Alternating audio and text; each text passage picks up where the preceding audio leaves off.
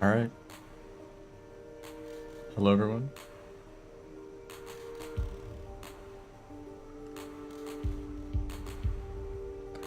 Welcome back to Rain World. Oh, that's wonderful. I've already dropped 100 frames. Thank you, OBS.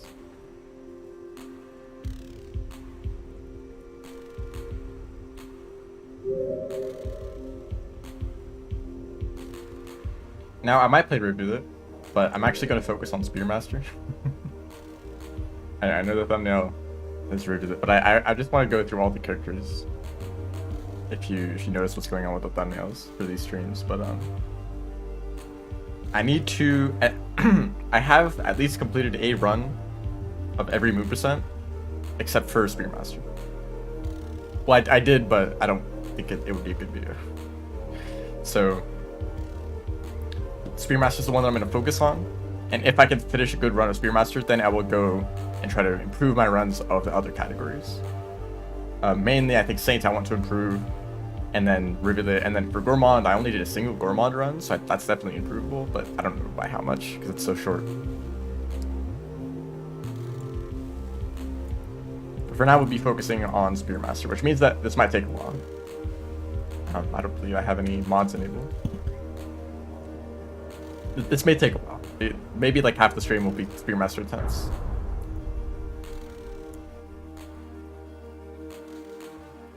Hello, welcome to the stream.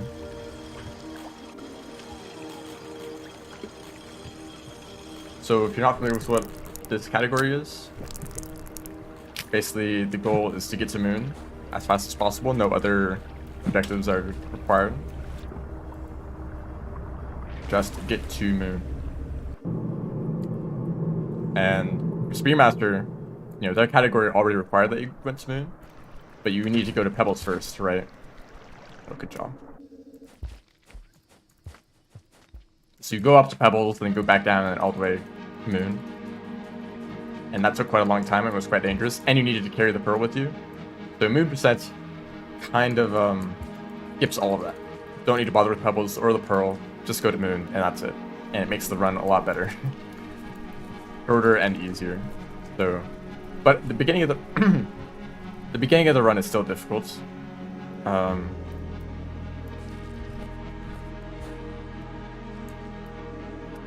Industrial, I think, is the most difficult area in this run. Oops, okay, kind of messing up here. Industrial, just it's hard to get through quickly. Especially the room with the red lizard. Tends to be a ton of Flyans in there. Flyans, white lizards. The SAF.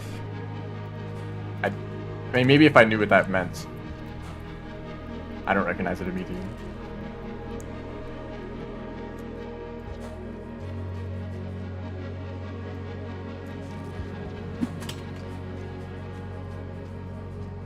Oh, okay. I have no idea.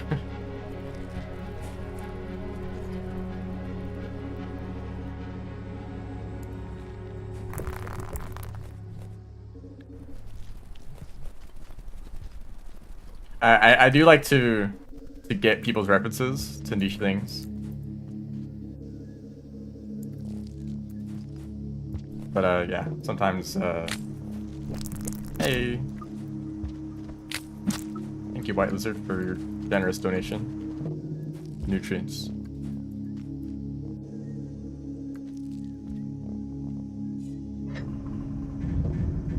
Honestly, anything related to FNAF, I'm not interested in. Sorry. That's just how it is for me. I don't know.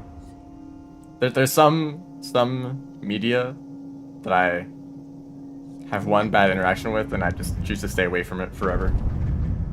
And I'm sure, like, I mean, actually, I don't even know what the quality is. Like, are the games actually good, or are they just like very popular or memeable? I don't know. Maybe like some of them are good, and some of them are awful. But and like the games are only like 10% of the like game as a whole, or its like presence on the internet, you know. You're gonna draw me as a slugcat? Oh no, a fate worse than death. I guess you can do that, but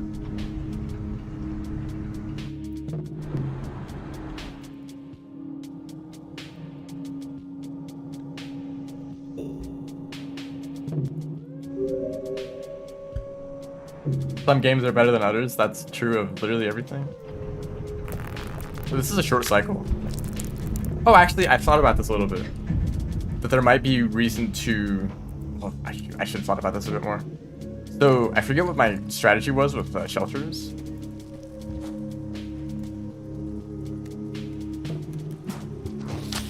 And I'm just dead. Okay. Let me think about this for a little bit. In order to get into the wall, you need 4 karma. So I'm gonna need to get 4 karma at some point. But all the gates up to that point are only 3 karma. And I'm gonna want to get all the way to Moon, which I'm pretty sure you can't do in one cycle as it's super long.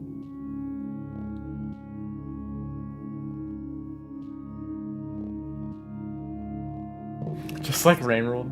I don't know if that's a fair comparison. But so what I could do is I could get up to 3 karma, make it all the way to Chimney, shelter there, and then go the rest of the way. Because getting food is very easy because I can just get a popcorn plant. Yes?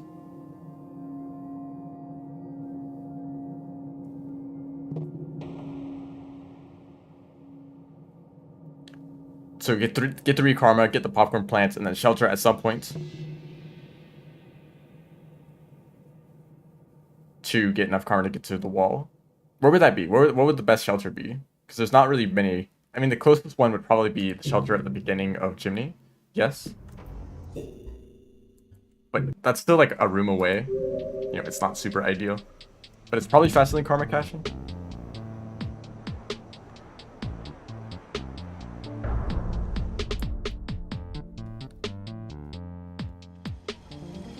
I do really like that this is actually a common trend with the Moon percent runs. That sometimes karma caching all at once isn't the best option. And that you can spread out your shelters a little bit more.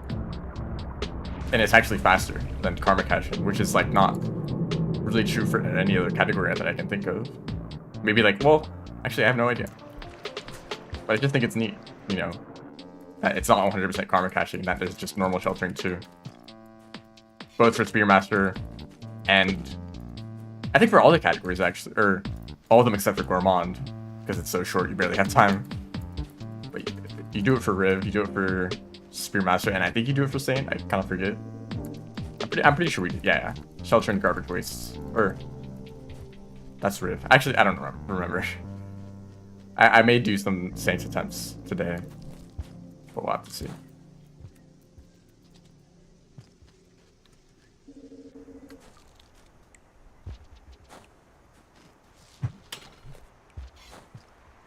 I kind of don't like my profile picture, and I know that I'm the one who made it.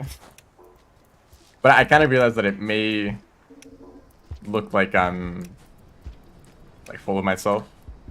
Like, look at me, I have a crown, I'm better than all of you. You know, I feel like some people may interpret it like that, and I kind of don't like it. So I don't know how I feel about the crown, even though it is like fitting to the whole like theme.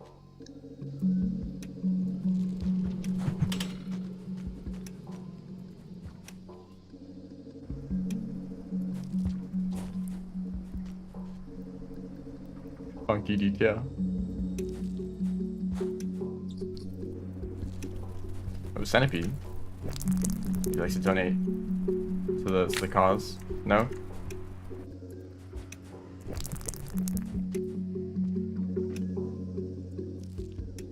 He got scared away. Oh, come on. Oh, yeah, come back, too.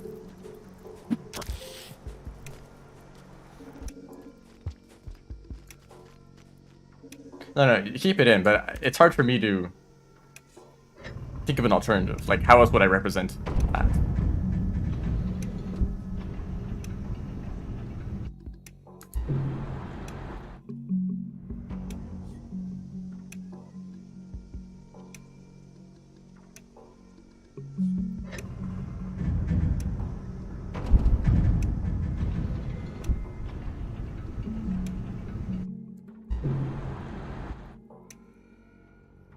I don't know. I think I would want to redesign it eventually, but I'm not very good at graphic design. And any like, what do you say, like branding? And any like consistent like visual theme across like my like Twitch banner, it's just nothing. And on YouTube, like outside of the profile picture, there's like nothing else. And some people are just artists and they just have that stuff and they can just make that stuff. And it's like that's cool. Or you can hire an artist too. But I'm not doing that. Put a pirate hat. I don't think that fits either.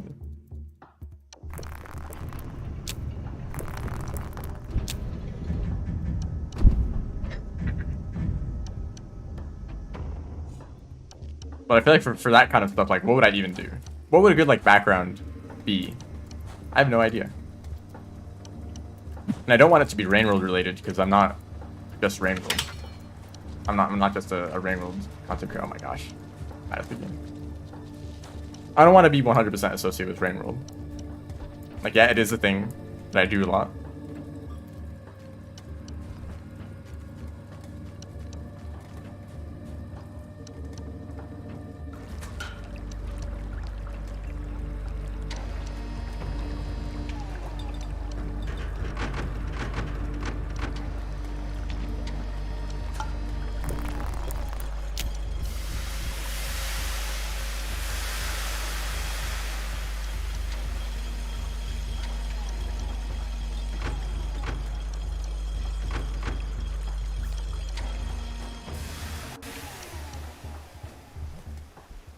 Okay, I'm bad.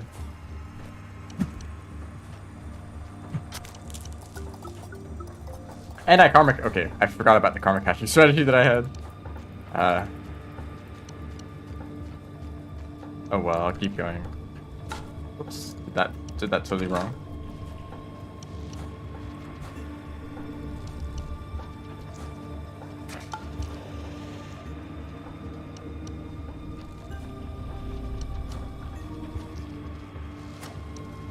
Also, I thought about having some sort of character. So I think that if you don't have a webcam, it's easier for people to relate to you as a person if you have some sort of character. You know. And a lot of people do that kind of thing.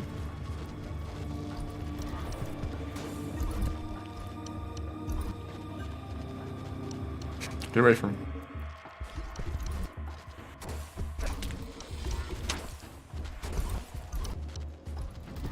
Also, I feel like that'd be kind of strange.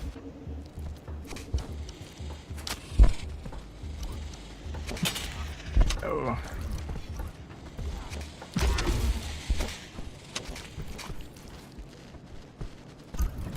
It's a guy up here, right? Fun character. My favorite character.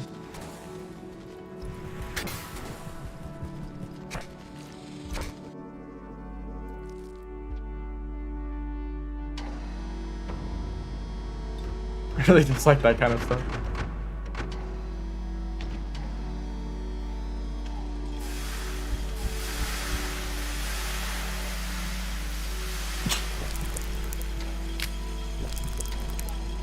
Okay, I think that's a bit harsh. It definitely does add value for some people.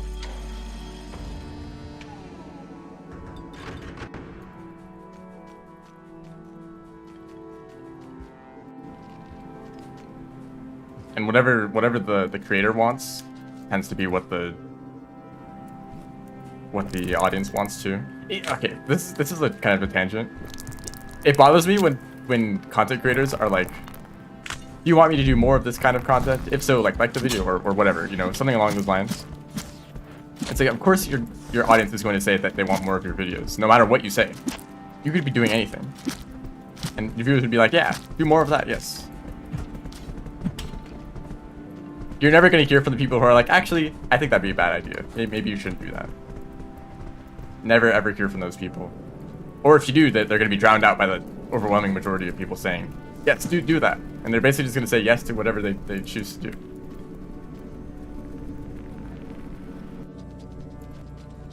I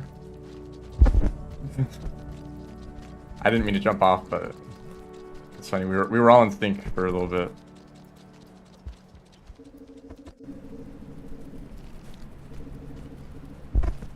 More prank videos. Oh, okay, saved.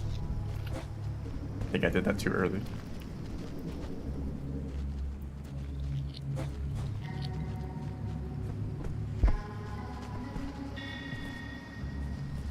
Don't have any software to make good videos.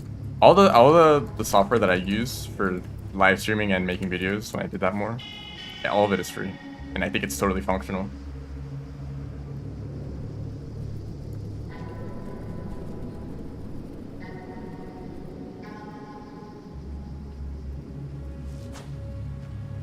Possible pull hop.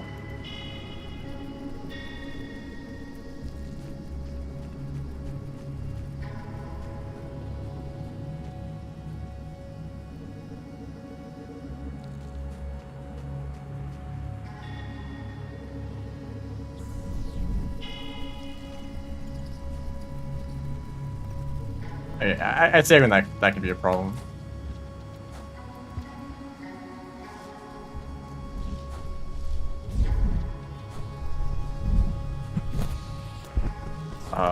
Wait, can't I not make it any progress from here? Yeah. Thank you, Vulture.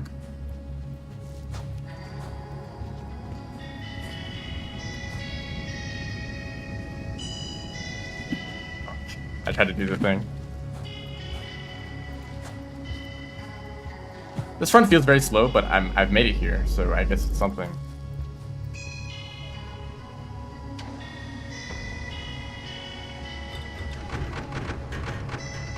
Yeah, so this is close to the end of the cycle. I need to take the next shelter. I could take the underhang shelter, but that is awful. Maybe the worst shelter in the game. You know, like one room into underhang, there's that shelter in the bottom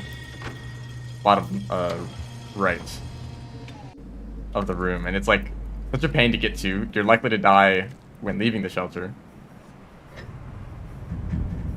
and you don't even see it half the time, so you might miss it if you really do need a shelter.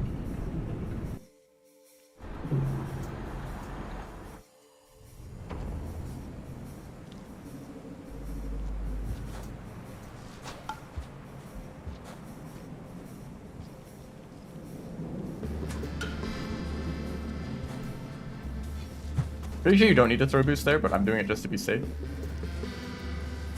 Oh, come on. I should stop doing that. It's really difficult.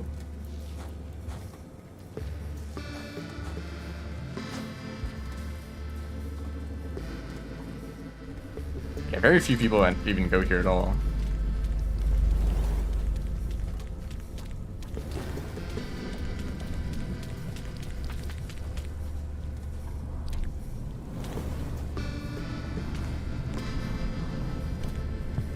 There's definitely a better way to do that. I don't want to take too many risks.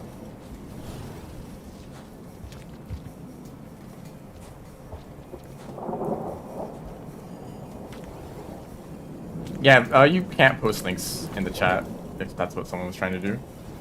I cannot control whether that happens or not. I have tried to turn it off, and it didn't seem to do anything. Oh boy.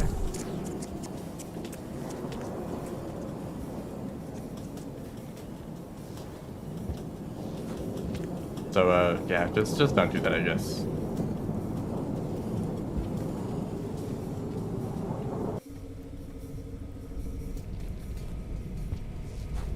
But it's probably a good thing overall.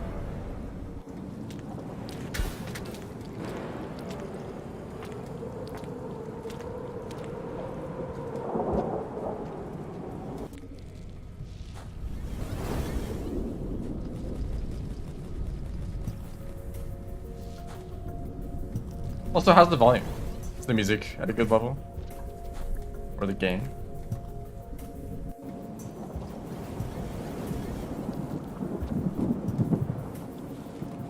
Ooh, spitter. A little bit spooky. One of the few creatures that's dangerous.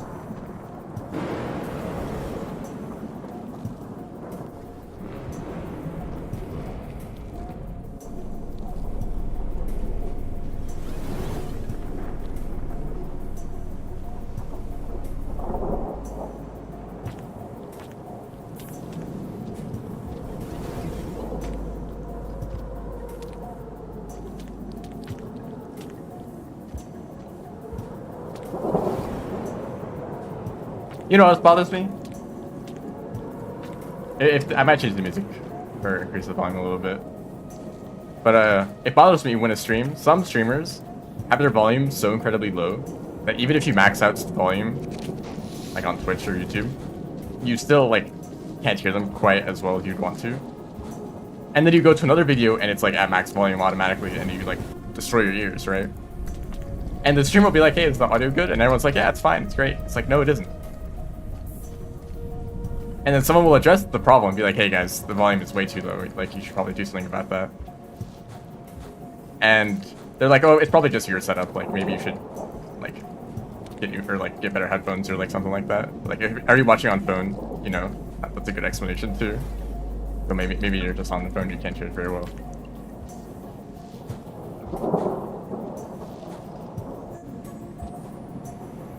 And like, no, ideally,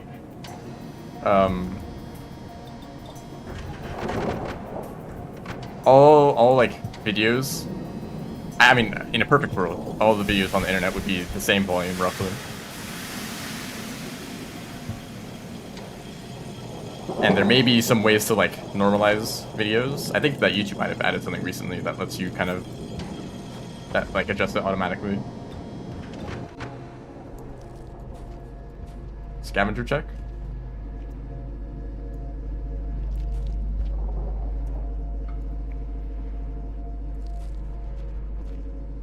Oh, it's a lizard. That's good.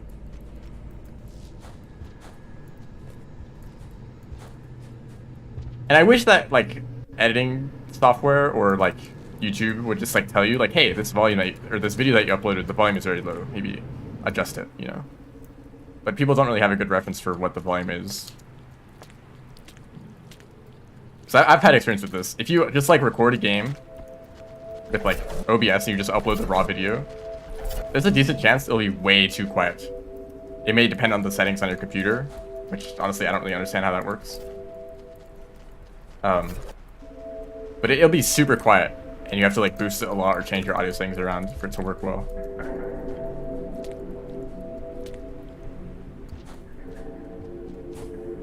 On YouTube, you can. Oh, that's dangerous. I did it wrong, but I still made it.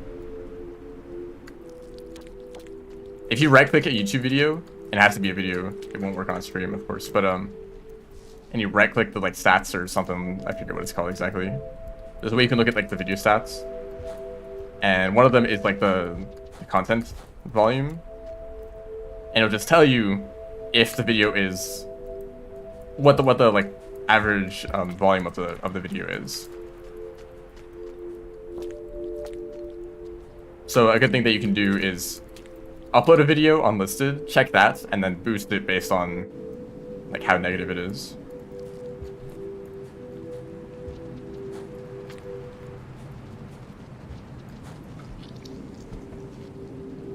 But a lot of people don't know about that, so they'll just upload a video and it'd be like negative like 30.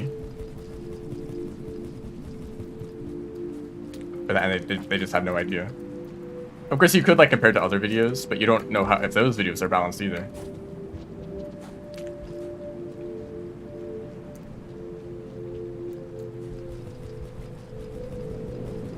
I've specifically picked songs from the like you may have noticed that some songs from the OSC are missing.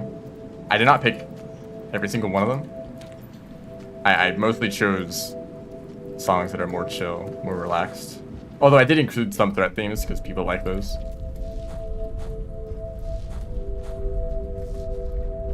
But some of the more like intense songs, as well as the like more ambient, like spooky music, like that plays in Shaded or Five Pebbles, you know, I haven't included that either.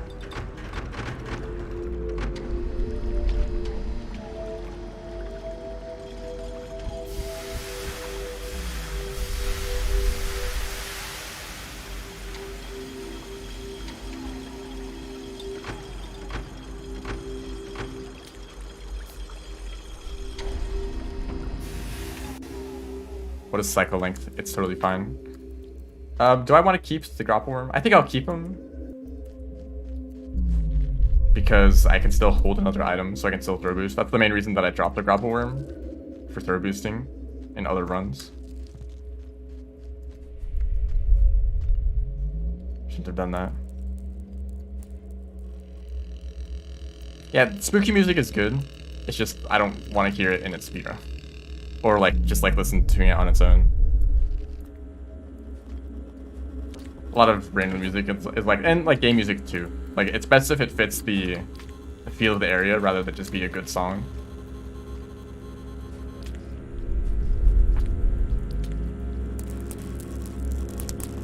So Speedmaster move sense, that is correct.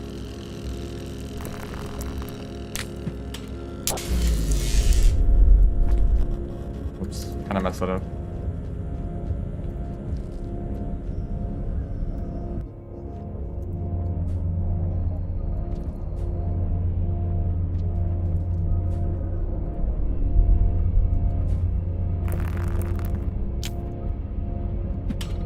Oh, almost perfect.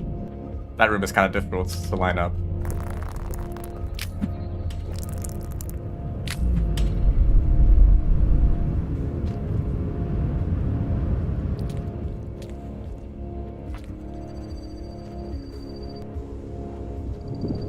Crackers is the one that plays in the gutter, yeah? I kind of eventually hated that song because it played constantly when speedrunning reviewed it. Like, it was the only song you would hear, just constantly. Because you'd finally get a run to the gutter, right? Song would start playing, and you would die in the gutter, or chimney, or something. And, the song would keep playing. And then by the time it stopped playing, you would have made it back to the gutter, and it would have started again. So, this one song would be all you hear. While attempting speedruns that are already very, like, monotonous. You know, because you're karma caching and all. So yeah, I got tired of that song pretty quickly. Same with the one that plays at the beginning of Artificer's campaign. If you go to Garbage Wastes, like Stoneheads or something. Yeah, I got kind of tired of that song too. It's a good song, but it's you know, the same exact problem as Review It.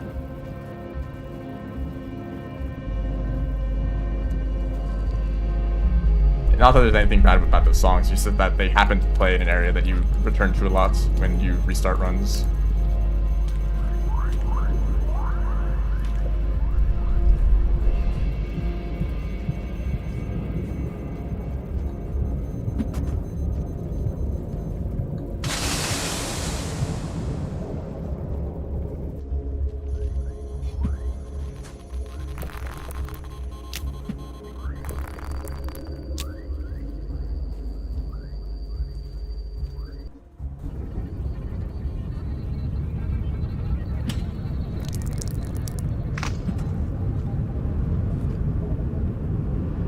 Hi, Moon.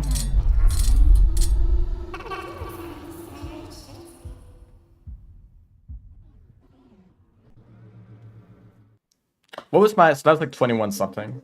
I wrote down my best times from previous attempts. Which I believe this is a better time than that. So, I might actually just be done. I might not do any more attempts. Anyway, goodbye, Moon. I have no reason to be here. Let me time that exactly. I don't know what the timing should be. I guess I should come up with something. For what is it for Moon Percent, right? Like there's a way that she like notices you, and that's exactly when you stop the timer. Or is it when you like just enter the screen?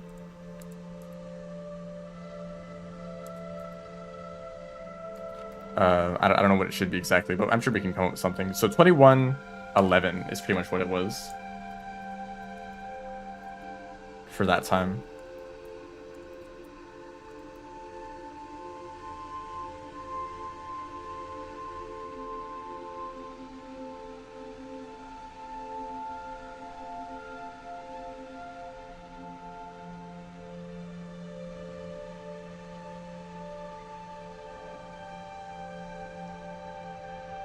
I feel like maybe for Speedmaster, it should just be when you enter the room because it is its own room, like for Pebbles.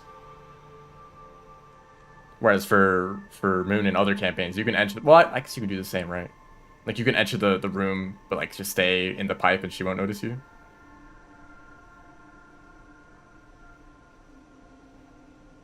Anyway, that's Speedmaster. What did I want to do next? Um, Probably Saint. Yeah, I felt like the funny thing is I didn't even do the karma strategy correct. I should have yeah. Well, I'll mention in like the description. Like I think there's a better way to do the karma.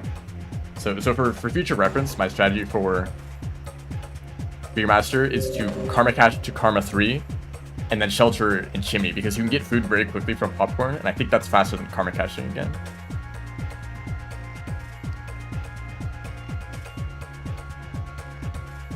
Anyway, Saint.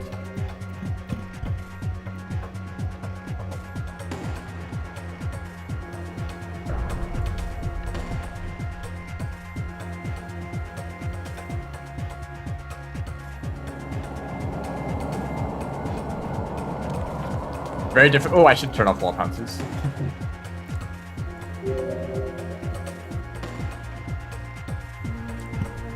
Never played Saints where already with wall pounces on. Biggest mistake you could make.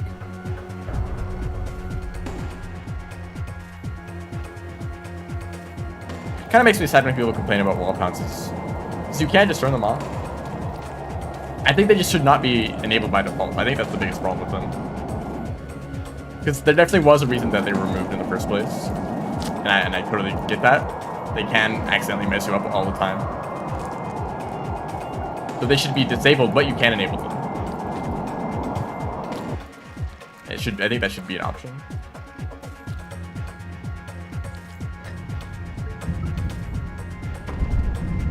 Not many people stream Rain World.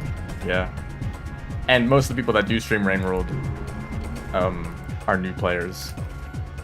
Which is, I mean, that's fair. That's definitely a type of content that is interesting.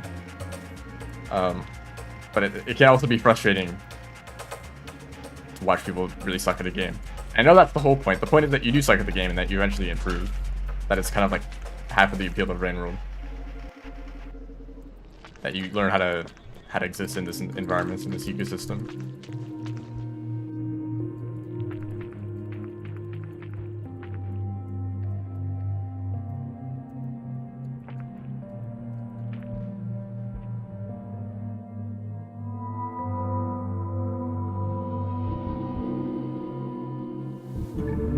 So I'm pretty sure this is the only karma. Oh shoot, what did we decide? I think I remember doing a bunch of testing. I forget what the conclusion was. I should probably go check that. I'm pretty sure I can't make it to shoreline from here. Oh wait, I came up with the idea of going through the shoreline routes. That was basically going through the underground rooms. Keep yourself warm. I forget if that was faster or not. I think sheltering was just faster. I should go check those. I should have checked those before I started streaming.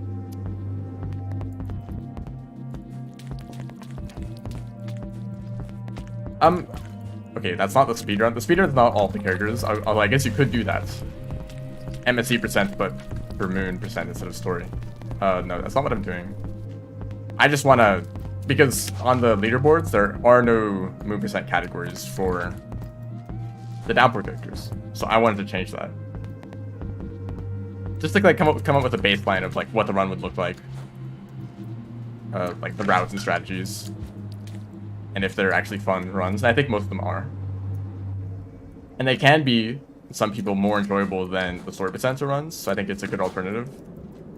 If you're a big fan of Spearmaster, but you really don't want to speedrun the story percent run for Spearmaster, which is totally understandable, Moon percent might be a fun alternative that can get you into speedrunning without having to go through story percent. You know, that was my motivation for doing this. So mainly for Spearmaster and Saint, that's why. But it also applies to Rivulet and Gourmand, which are basically just more any percent runs. They're like under 10 minutes. Well, I forget what it is for Riv, but they're very short runs. So they're more like casual, like somewhat similar to any percent, but you don't need to go to the depths. So I think they're still nice in that way.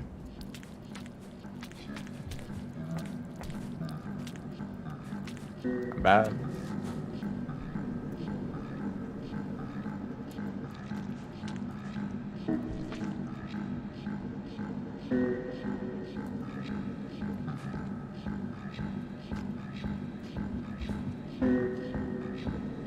Okay, I remember the route. I remember the route now that I think about it a little bit more. Oh, we're friends. We're chill.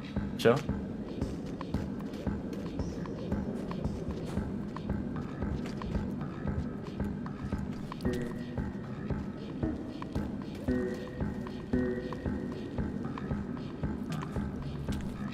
Spread out the categories even more than they are now.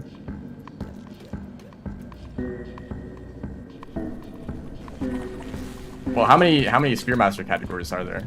How many Saint categories are there?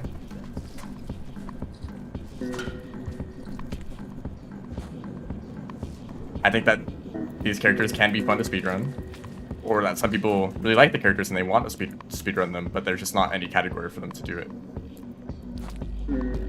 I don't know. I don't know what the interest is. I haven't asked anyone. Maybe I'll do this and no one else will do runs. But I think it's still enjoyable, at least for myself. Even if no one else tries it, it's something a little bit different than all the other categories that I've done too many times. I've totally messed that up. Hi, Wet Lizard.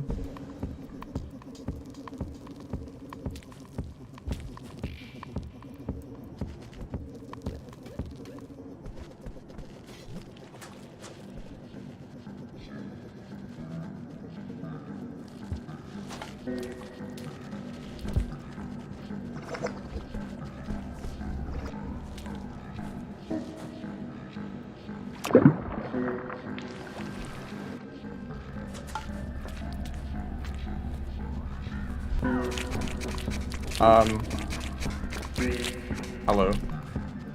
I didn't know you were even here. Oh, okay. If that's an option.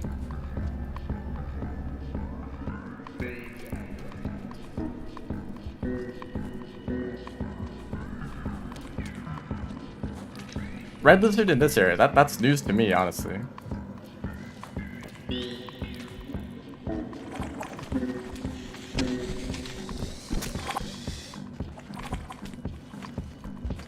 I'm totally missing out my movement.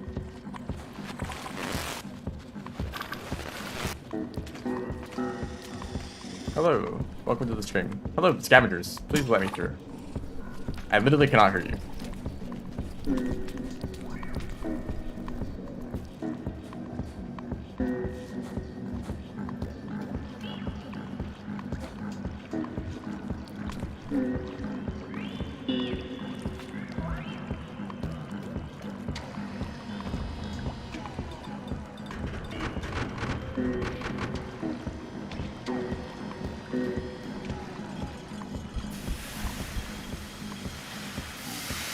They really did travel far then. Just for the Azer.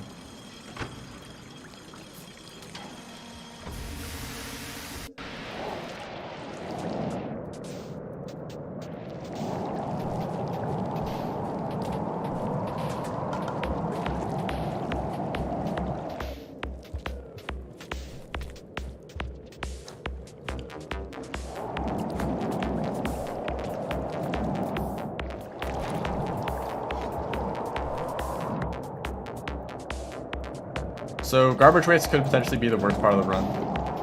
Depends how the creatures are. I've yet to have enough experience with this run to really decide.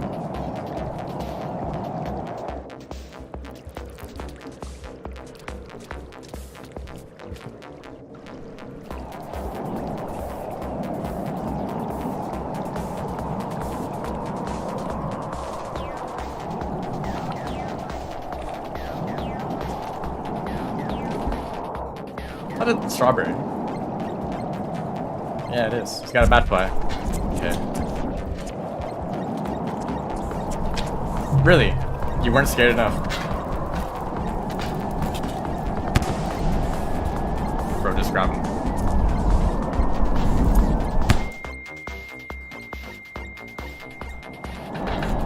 Okay, I'm pretty sure I died.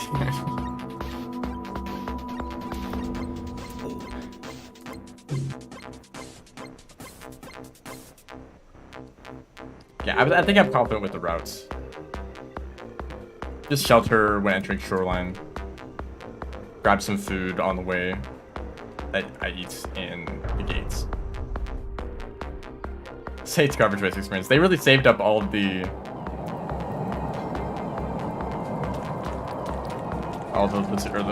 creatures for that one room. Yeah, actually, I think that is true. Or if not, you're much more likely to die. So I probably should have just restarted immediately. But you never know.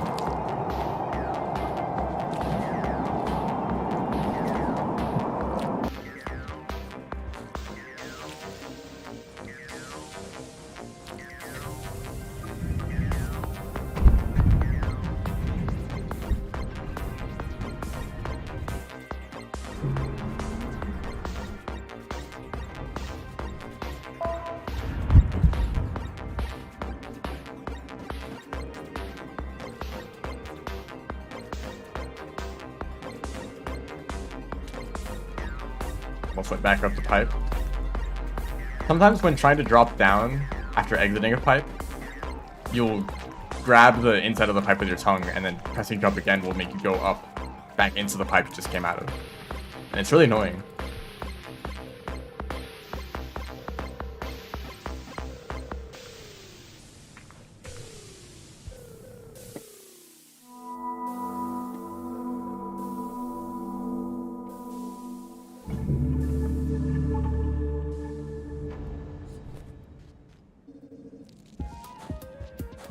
About expanse.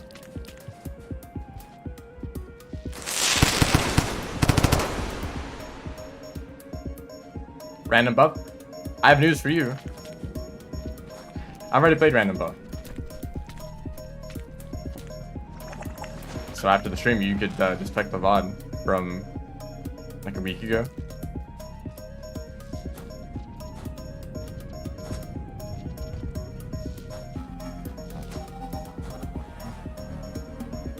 But I probably won't play it again. It was certainly interesting though, and has a lot of effort put into it.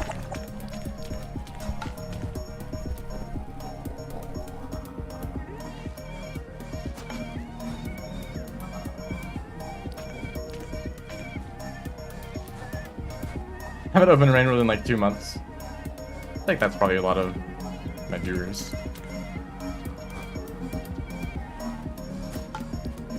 Played the game enough already and kind of tired of it, but you're still fine with watching streams. That's cool.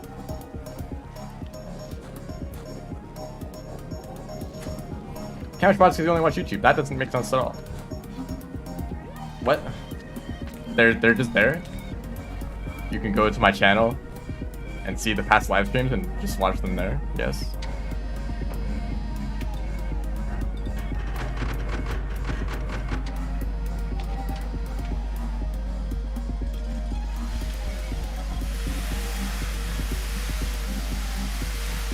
That's actually one of the one of the main benefits of YouTube streaming. That all of your streams are saved for free. On Twitch they get deleted after like a few months.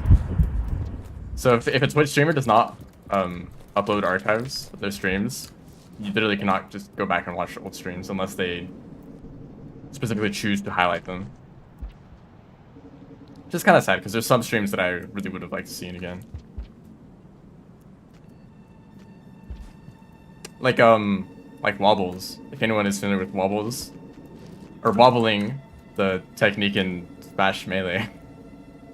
Wobbles is the guy who, I don't know if he like discovered it or if he just like popularized its use, or was just associated with it because he used it a lot.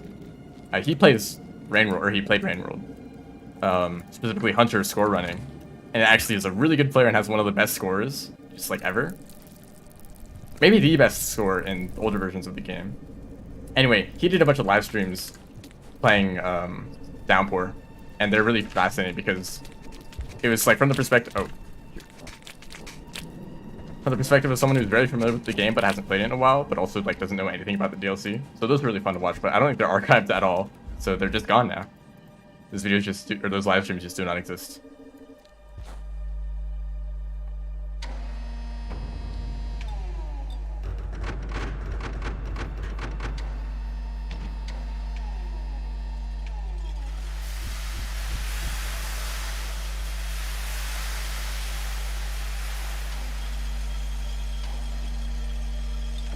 And I just think it's really funny that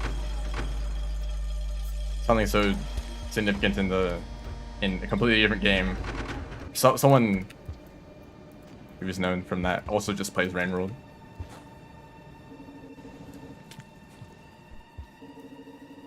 He also was a commentator for one of the events that we did, little tournament events, because he has experience commentating Smash tournaments.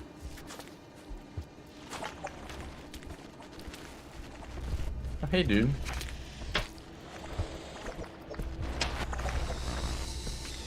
Shoot, he did not want to move.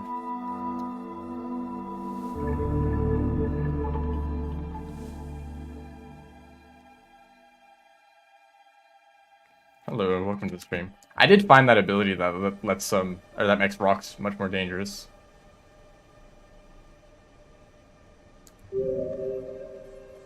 But also, maybe sometimes people want to just pick whichever abilities they find interesting. Not ones that people tell them to do. But of course, it depends on the streamer. Would I become a slug cat? Probably not.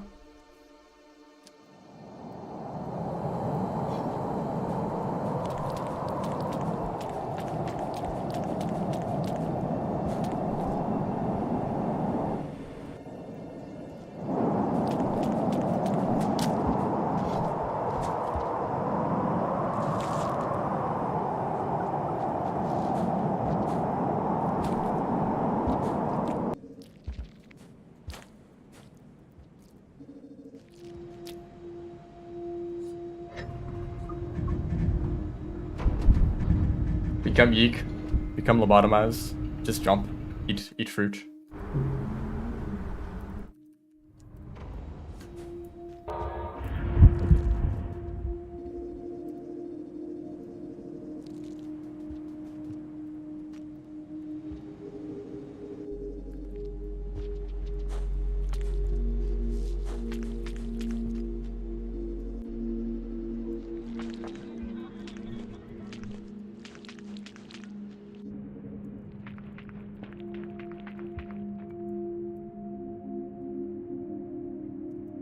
Is this the right music?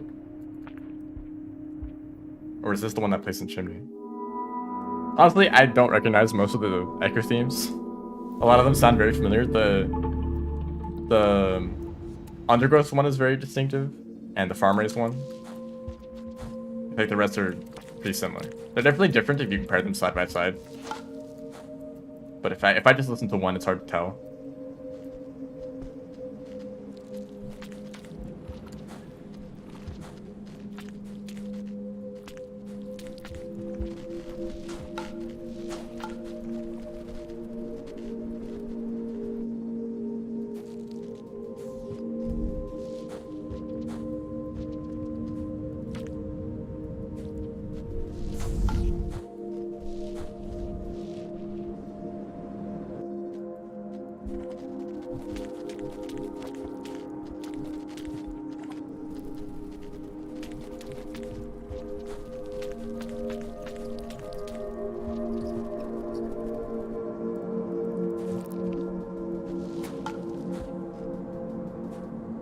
Okay, the Sub Echoes song only plays for like 5 seconds anywhere. So who knows what that even sounds like. If he does have a unique one. I think they have a more like deeper sound.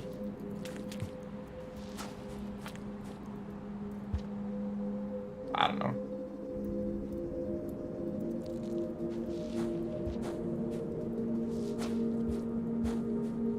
I think that roll actually slowed me down.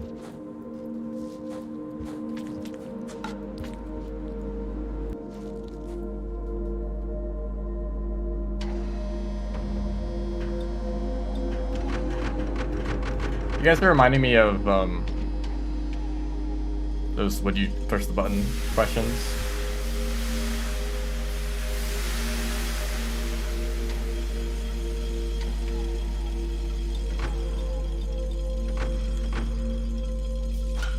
I think those watching people answer those questions is really funny because they can decide to take it 2 ways. They can either really try to make a good case for pushing the button and decide that they wanted to like change their entire life to around the effects of the button if they are pretty significant.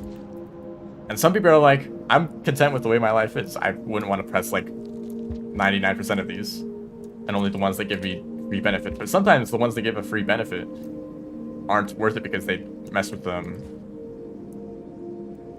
some other things.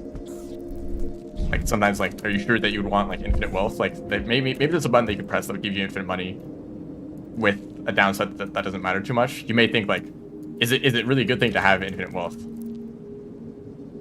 That might like mess with you. that might mess with your brain. And there's plenty of other examples that are like that, where it's like technically this is like beneficial, but like maybe I'd rather like live a normal life. Like any of the benefits that are like gain some position of power. Like, yeah, do I want to rule over some amount of people or have some sort of power? Like maybe not.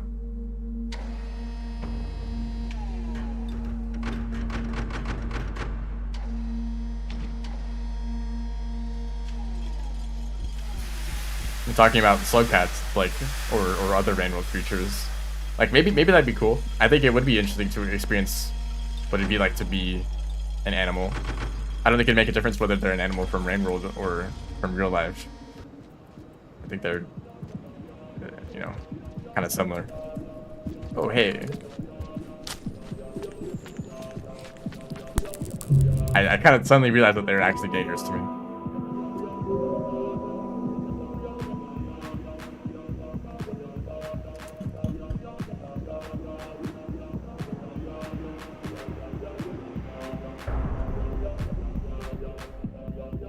Like, yeah, maybe it would be cool to be an animal, to be a slug cat and just chill, or to jump around or explode, but not permanently. I don't want to be transported into Rainworld and live as a slug cat.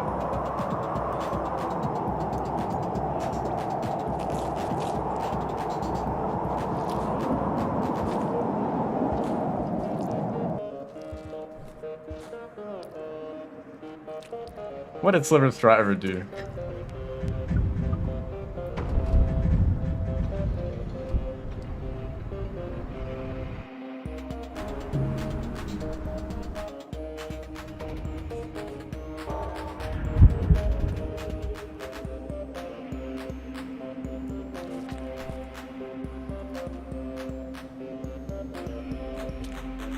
Oh, challenge 70?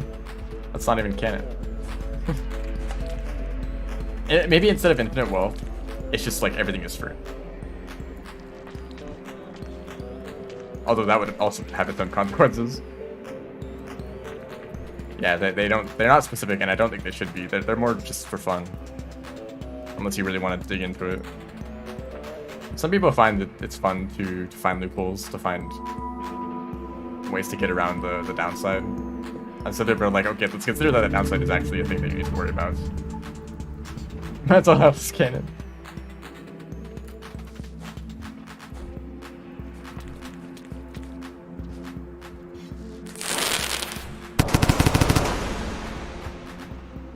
I guess that's true.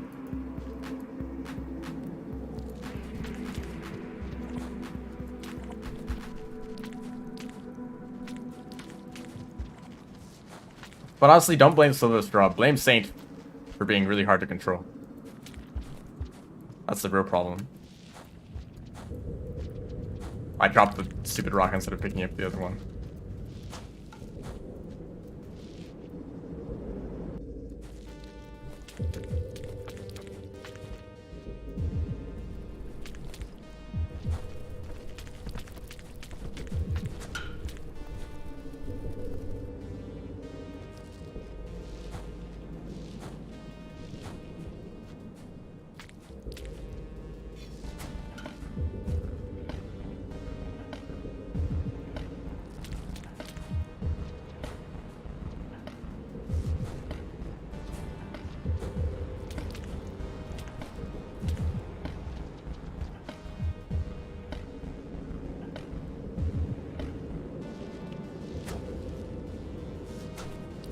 Yeah, it's a different genre without that genre's control scheme.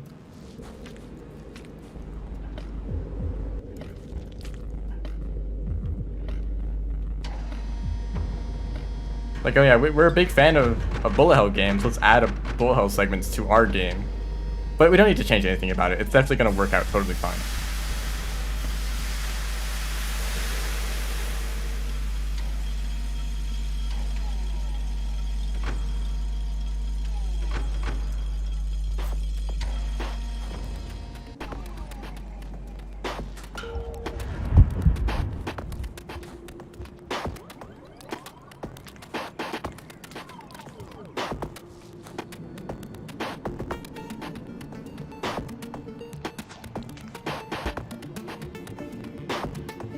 Yeah, that would actually be fun.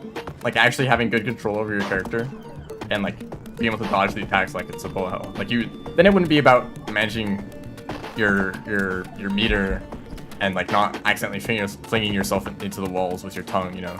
It would be about learning the attack patterns and learning how to dodge them well. It could actually been a kind of fun challenge. But instead it's really difficult and frustrating that takes multiple days to complete and is required for one of the achievements. So yeah, they definitely could have done that better.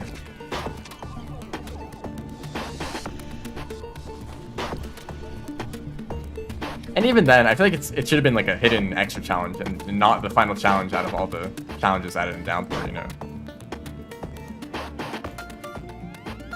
Like the other challenges are better representative of like Rain World combat. It's so different, like there's no transferable like skills, you know. You have to like relearn the controls just for that one challenge. That's why it takes so long to complete. I kind of wonder like about games that are difficult. Some like difficult games, like rage games, tend to do this, where their control scheme is what makes them difficult. Like getting over it, which honestly isn't really that difficult. Sorry guys. But it has controls unlike most other games. So regardless of your experience, it's going to be difficult because you just have to get used to new control scheme. It's not like a platform. Wow. Okay. It's not like a platformer where like, yeah, the platformer might be really difficult, but I've played a lot of platformers before, so it's going to be fine for me. Or at least not as horrible.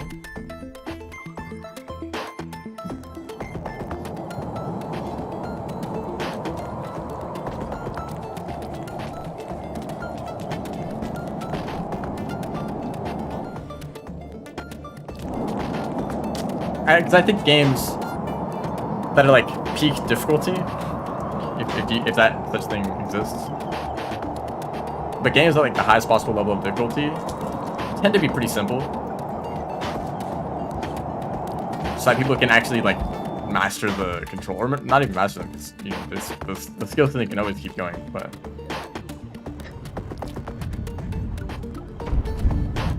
it's never like this is the most difficult game and it's like just like hard to understand.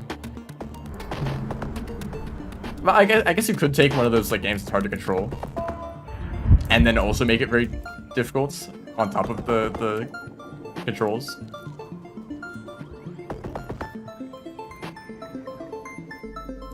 But I usually don't see that kind of thing.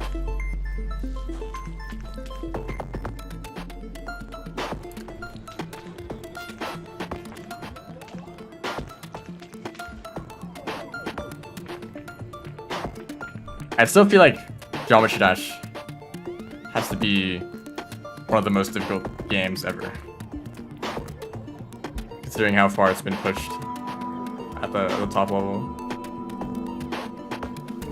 It's hard to find examples of games that require constant frame perfect inputs several minutes without a single mistake.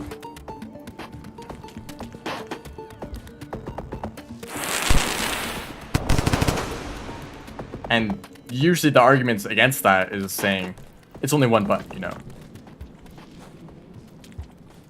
Which is true. Which actually isn't true. Some levels are two-player mode where you have two buttons control essentially two levels at the same time. But usually those aren't as difficult. People don't focus on that skill as much.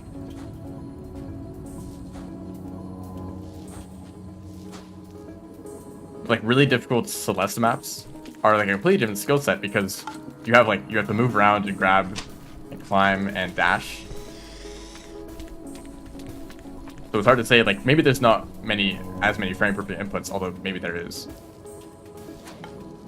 But it's like way more to keep track of and way more precise too. It's not like click the button at this frame, it's more like navigate in between these spikes that are very, very close together. And your position and your actions in the past will influence your exact position now, so timing is going to be different every attempt.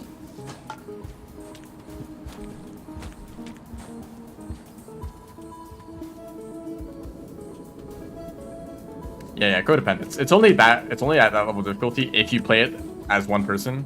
If two people play it, then it's playing two much easier levels, and you just can't. You both have to make it to the end at the same time, which is still really difficult. Yeah, doing it as one person is crazy because you have to keep track of two entirely separate things.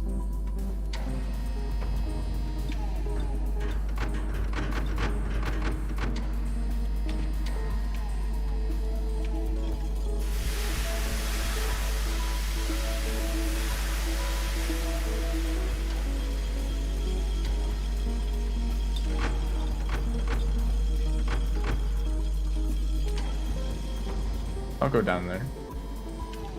Never get past the first level.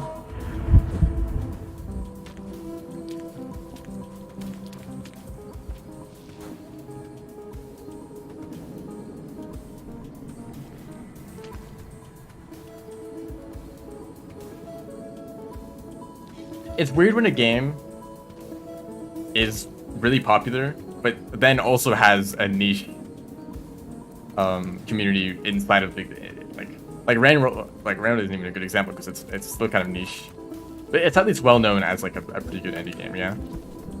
But inside of that, there's like speedrunning as like this entirely separate little community of a handful of people, or people who enjoy speedrunning, you know. Like Geometry Dash is a mobile game that a bunch of people played as a kid, or played in class, you know. It's known for that, but then it's also like a rhythm based game somewhat that is like crazy in terms of like the decoration that some people put in their levels and also the difficulty. And a lot of people don't even know about that side of the game at all. Like, oh yeah, Geometry Dash, that like mobile game that I played like 8 years ago.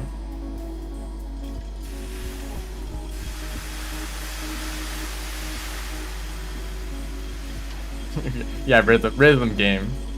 Rhythm game players will get mad if you call Downpour a rhythm game. I think it really depends on the level. Some levels are super music synced and care about the song a lot, and some levels do not care at all, and it might as well just be a platformer. I mean, platform, like, there literally is platformer mode in the game now. That's nothing to do with the music.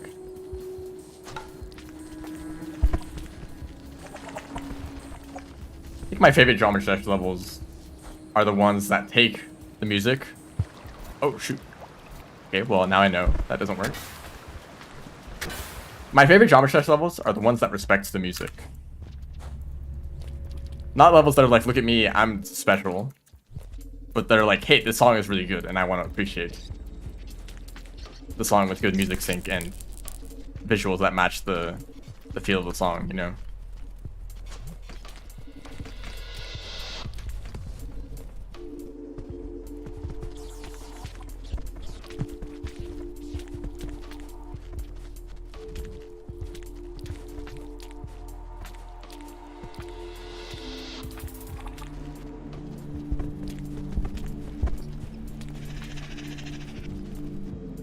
I forgot to grab fruit. Maybe I'll just grab bubble fruit. There we go. That was still pretty fast.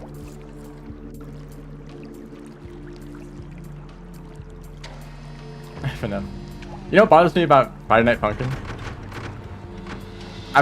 I'm like not actually that familiar with the game at all. But the main levels The actual like rhythm elements, like the gameplay, it's about the melody, yeah? So there's the song, and the song has a melody, and you press the notes, you press the keys, along with the melody, yeah? And that's kind of like what makes the game somewhat unique. But then rhythm game players who play other rhythm games that are very, very similar to that, and they just took their maps and translated them into the game, and said, look at this like custom map for FNF.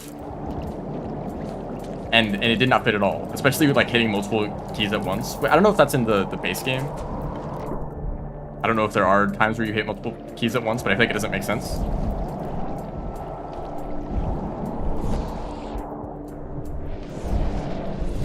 Can we have more vulture, please?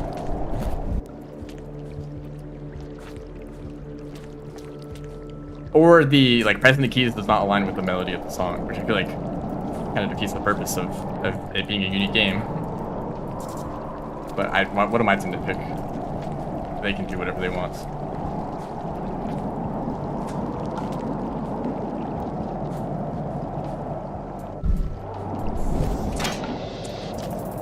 Yay! Mania. There's like 20 different rhythm games that are that exact format.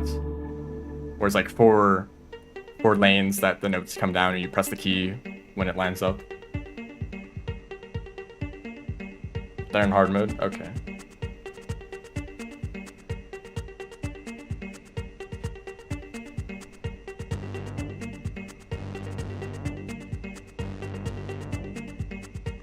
Yeah, Mirror's Vulture's EP.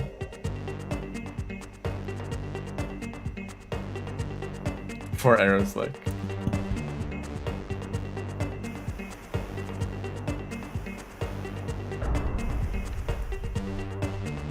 It's only been like a bit over an hour. I think because I've been resetting runs so often, I feel like more time has passed. But each run is only a few minutes.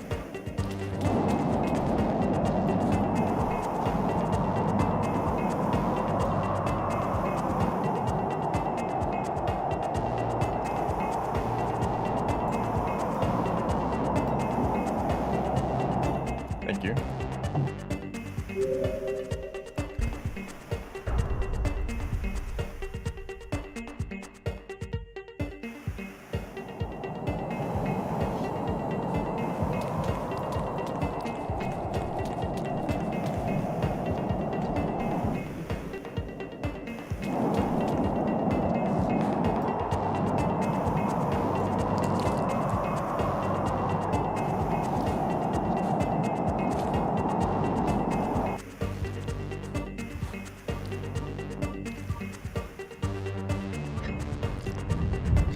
This is the song that plays constantly in Chimney.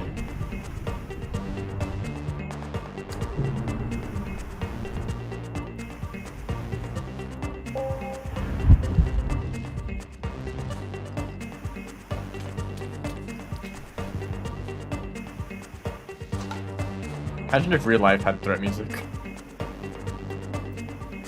And it changed based on where you were in the world.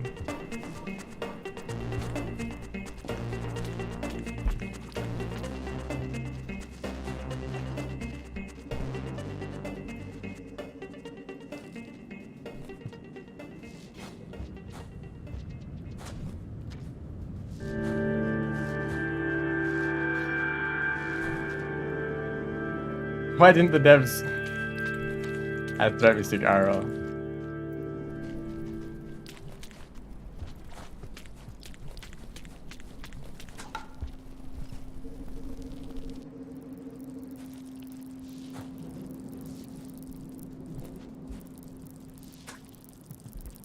Excuse me. Goodness.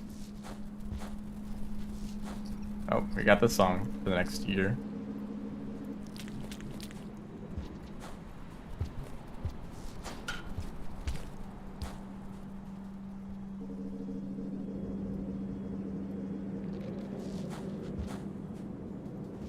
What was the last major update for Earth?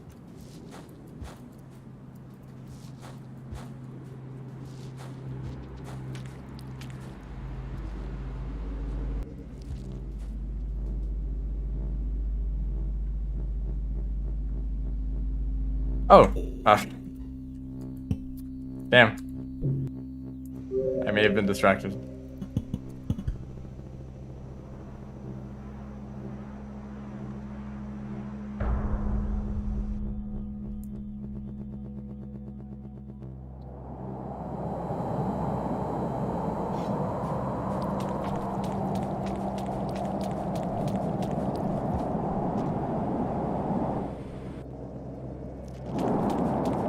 A long time ago.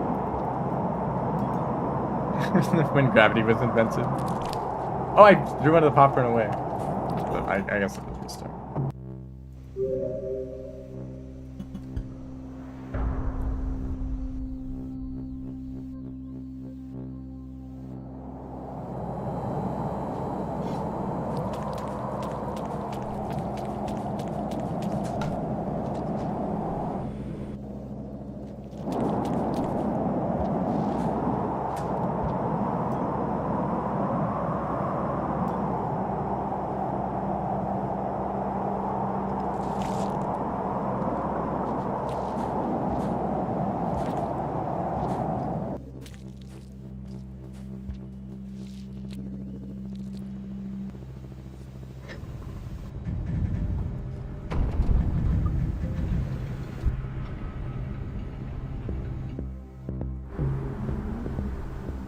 Actually, I kind of agree with that.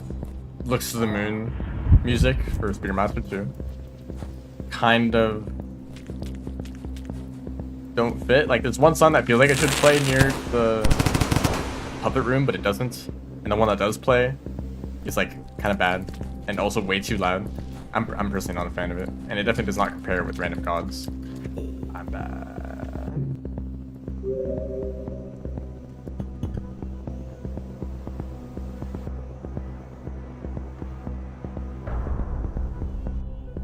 I don't even think it would have been a problem if they just reused Random Gods. If that's just what it sounds like to be inside an iterator, then yeah, I would understand that.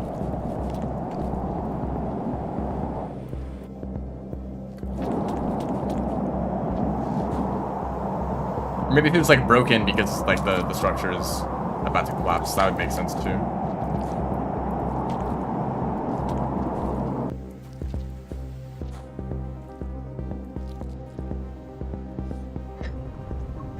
Because the way that I interpret Random Gods is that it is just what you would hear.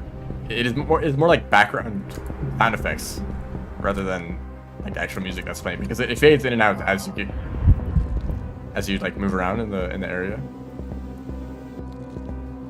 It's not like a song that like starts playing and then it ends. Like, no, that's just the background noise.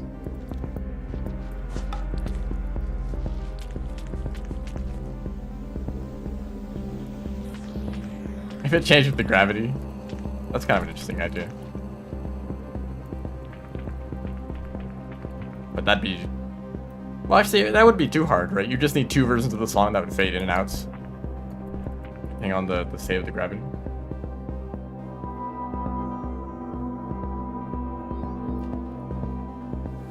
Yeah, and the gravity is always on. Except for when, like, things kind of break down.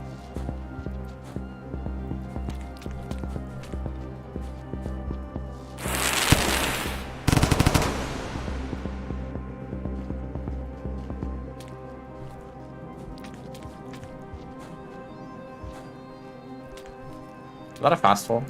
I almost fell again. Let's stop messing around there.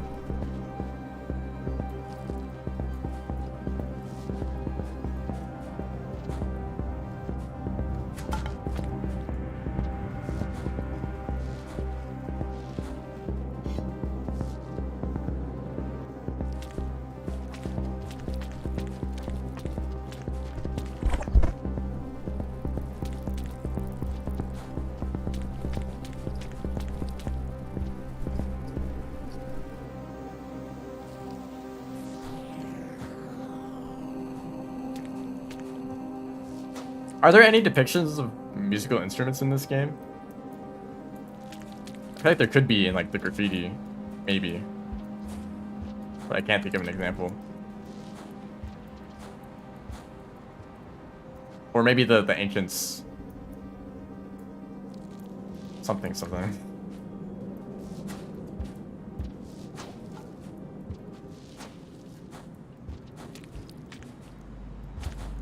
Oh, I don't know what I just did, but it was pretty cool.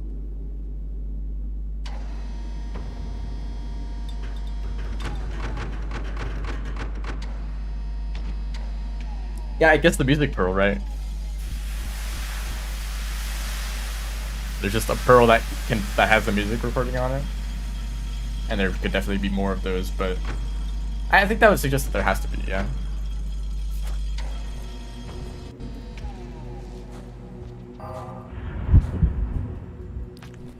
If an iterator is capable of appreciating music, then the ancients definitely had some way to make music on their own.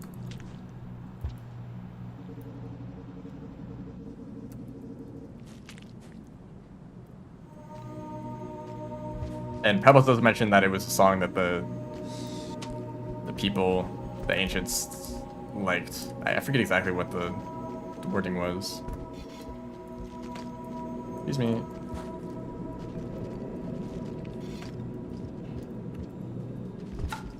No, I missed. I shouldn't have done that. Well, I don't know what I could have done there. Just like not rush directly into the pipe, maybe. I was hoping I could make it in there.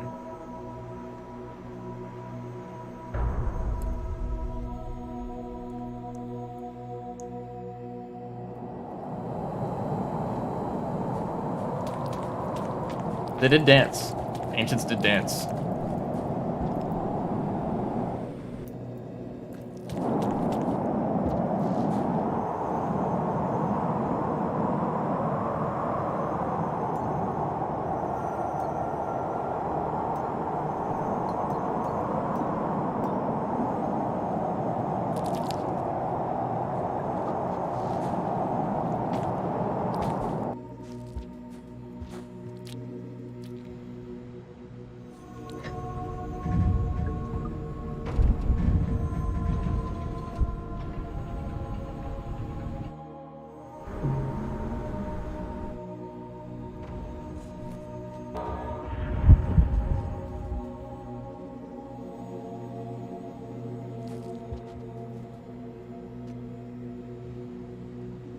That reminds me of this video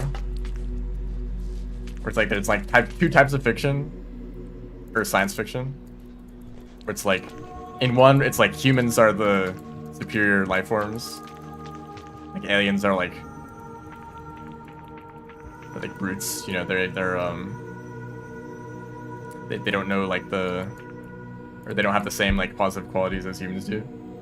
And then the other version is humans are like underdeveloped and like the only society to develop like racism and like other stuff like that, and like aliens figured it out way earlier.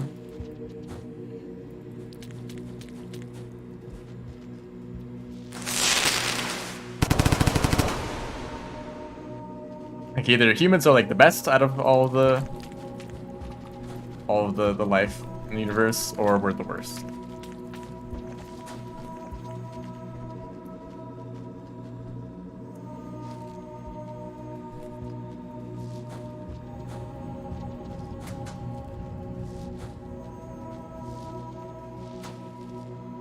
There are good arguments for both.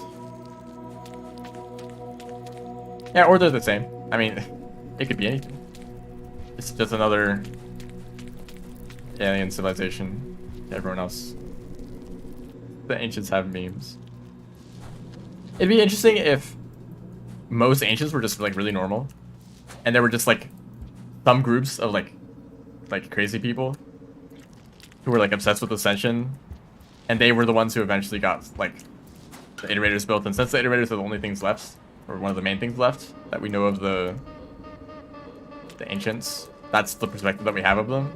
Even though like the vast majority of ancients were just normal, we think that they're all like the crazy people who are obsessed with ascension.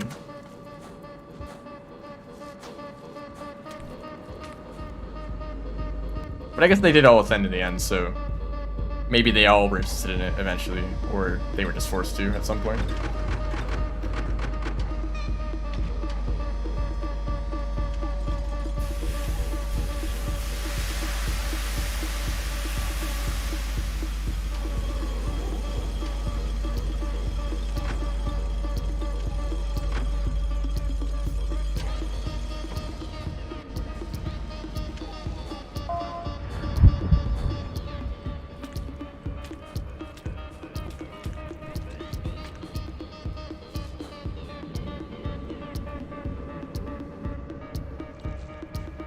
Yeah, it seems like, I mean, Moon mentions this in one of the pearls, like they were obsessed with ascension, but that obsession prevented them from ascending.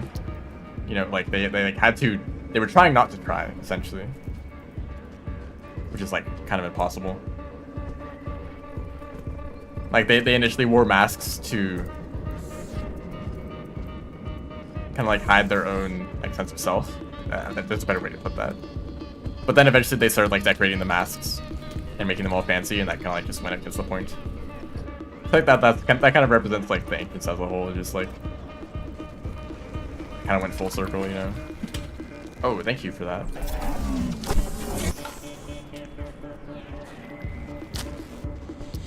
Let me go. Maybe carrying a spear isn't a great idea when trying to get past scavengers. They really, really tried to be effortless. Yep.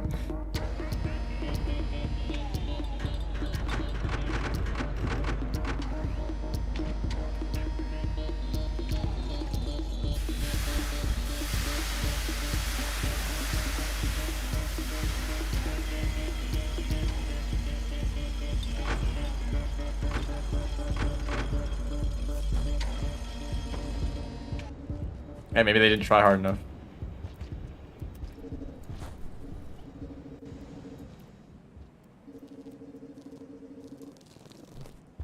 I guess that's the point of the iterators too. Let's build these big machines to think for us, and we don't need to try at all. We can just go and be like, hey, iterators, you got any plans for us? And they're like, we don't know. Okay, let us know when you find a solution.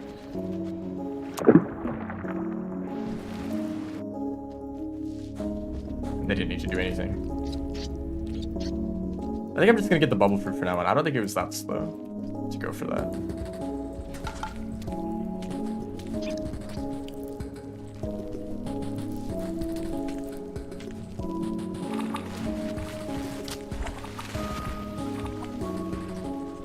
Jump.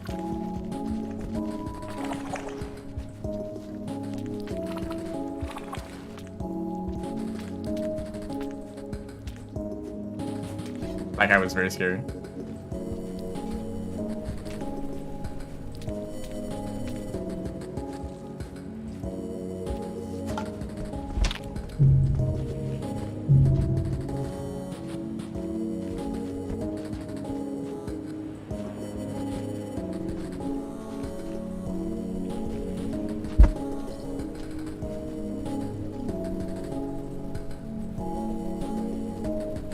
Problem of skill. True. Should have played better.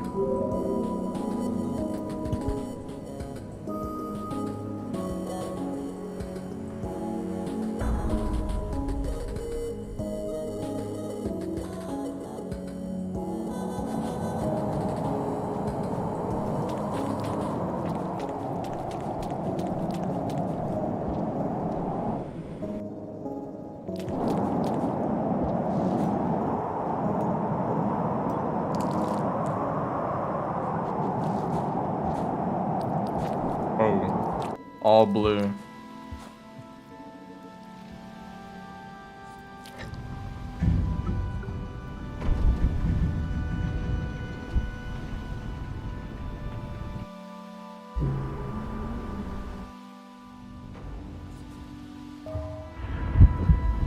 Yeah, he got frozen.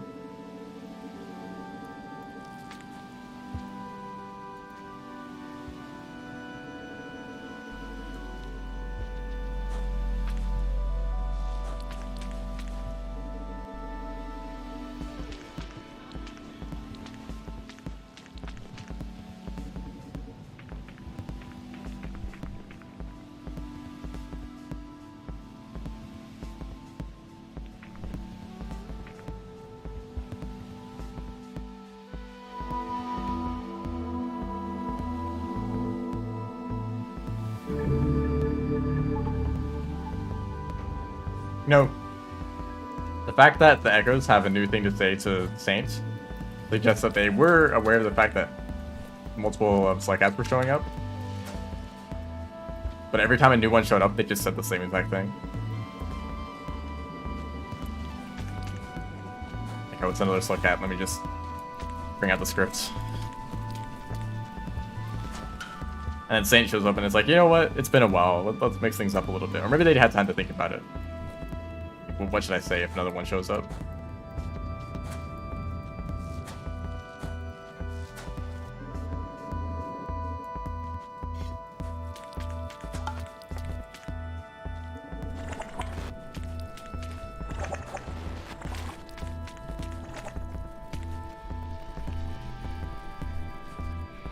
I watched this video about Rain World recently, about the lore and story and so,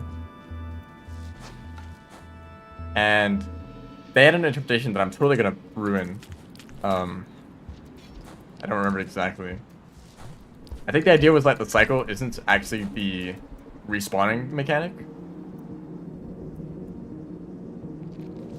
Because we're like, oh, respawning is the cycle. The fact that if you die, you come back again. But their idea was like, oh, that's just a game mechanic.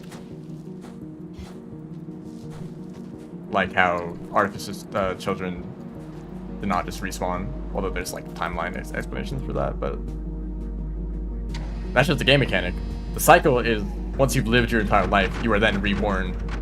Basically like more typical like reincarnation. That is what the cycle is. And some creatures just have a sense of what their past lives were like.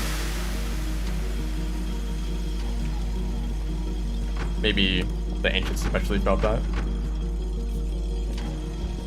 Because some of the ancients, like the Pearl from Memory Crypts, I believe, or maybe that's a different one, I don't know, but like one of the ancients' description is like they have like multiple roles that sound like they would be different people. So it sounds like this one ancient has like lived the lives of many different ancients in the past.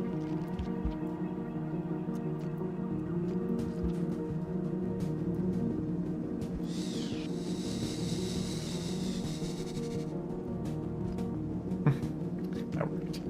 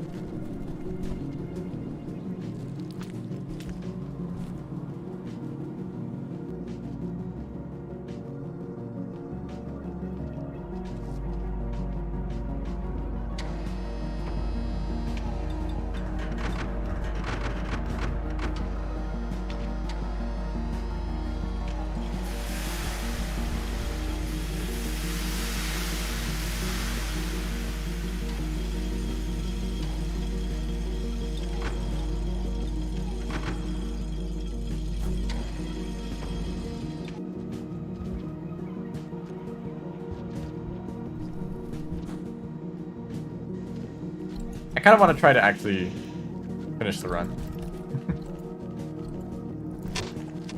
I think that'd be nice.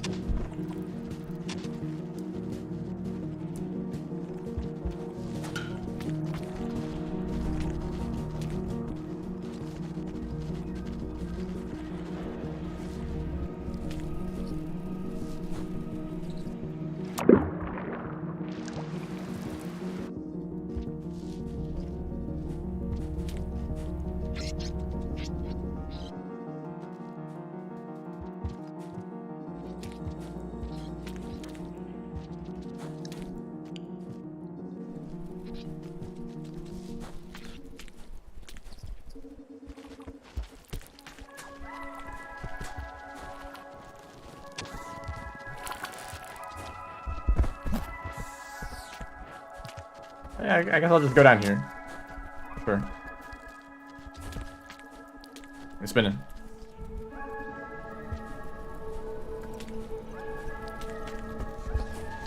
Not again. Okay. That guy just lives down here.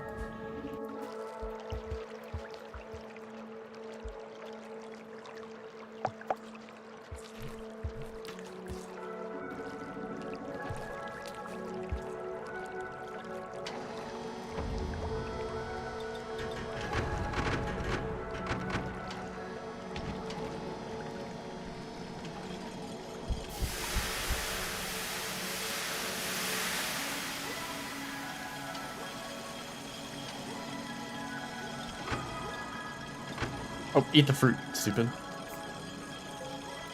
I forgot.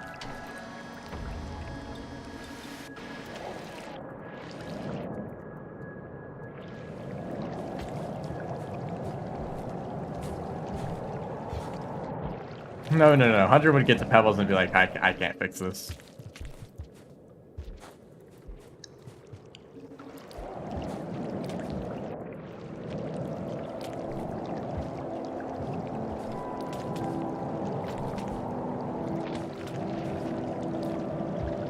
Oh yeah, that actually worked out.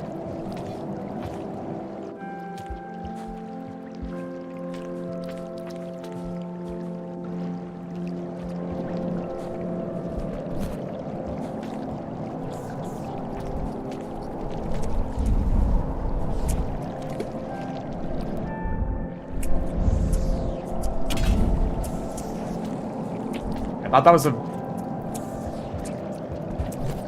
Dude, okay. Really? That was so awful.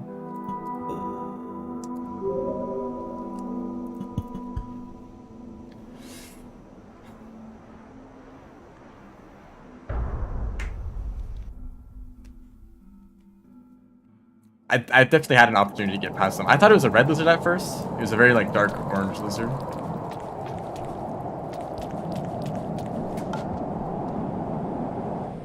And I'm like waiting, like, okay, surely this lizard is scared of the mirror soldier and they're gonna run away, so I can follow them into the pipe. But no, they just hang out up there, just being a wall. Surprised the mirror soldier didn't kill me first though. When he runs up into garbage waste now. No, it's fine, it's fine. I'll make it through.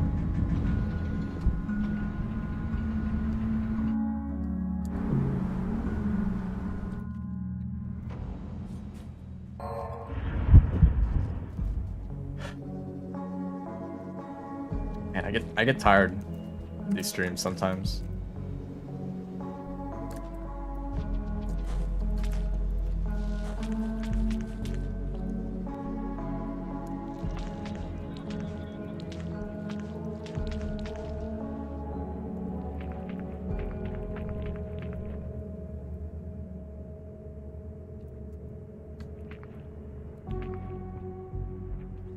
You know when I said that I was that I don't get tired when I'm like supposed to try to sleep? Sometimes it's like when I stream instead in the middle of the day.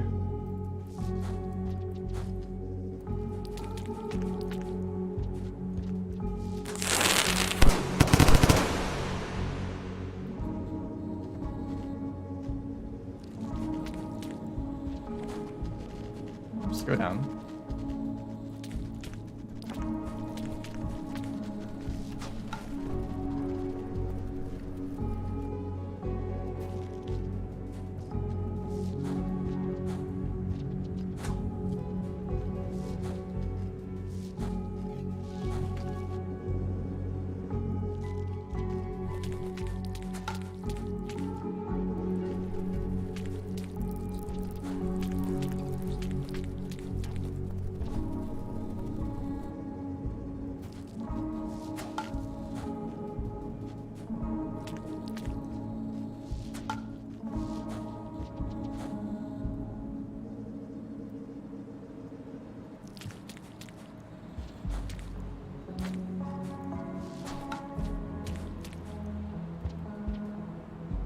Okay. It's going good.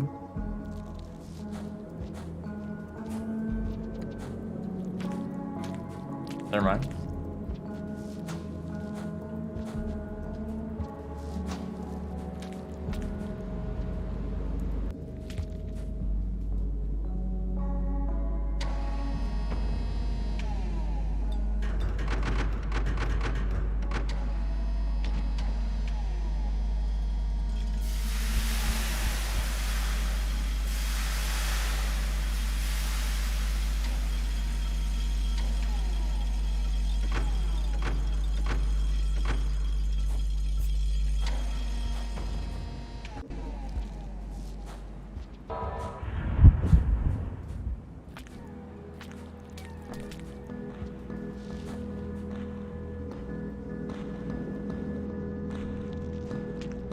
Nice song.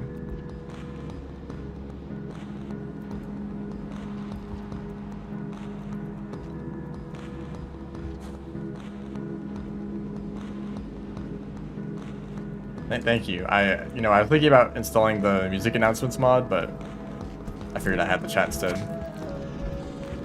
So it's unnecessary. Please go down. But, that was an execution problem. I could have avoided that very easily.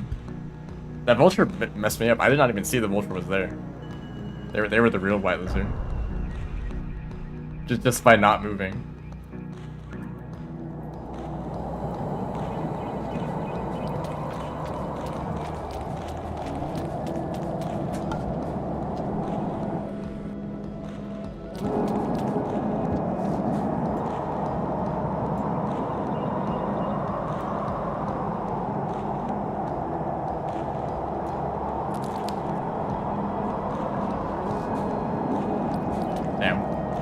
Wind.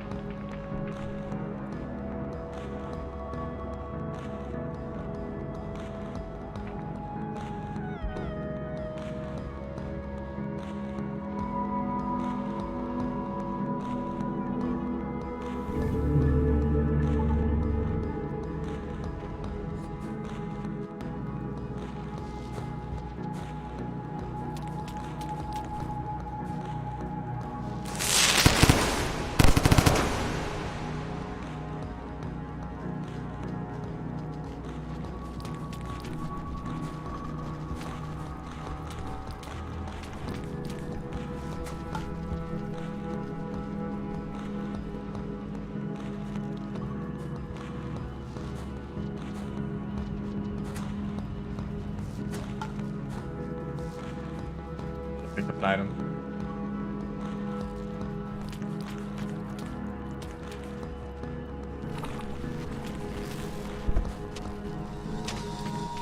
Hello. Welcome to the stream.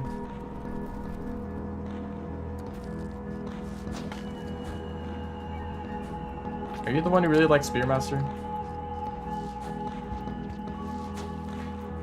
Because I've already ran Spearmaster today, if you want to check like the earlier part of the stream. It was actually pretty good. Well, I mean, it was an okay run. It could have been a lot better, but I made it to the end.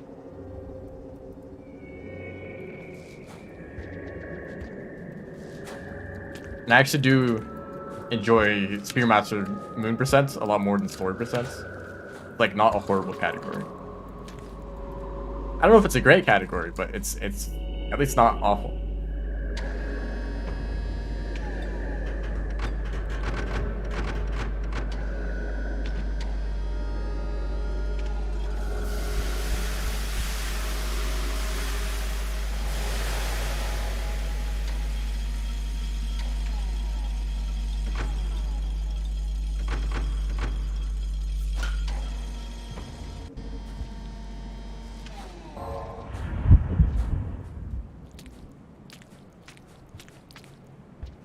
I mean, who knows? Maybe the Watcher DLC will introduce a bunch of quality of life features that will somehow make Spearmaster a lot more fun to speedrun. I don't know how that would happen, considering that Downpour already added all the quality of life stuff. You know, maybe if a few creature spawns were tweaked here and there, and maybe that I mean, I don't think that probably wouldn't happen. They're probably not going to change Downpour at all at this point. Just new contents for the Watcher and then nothing else.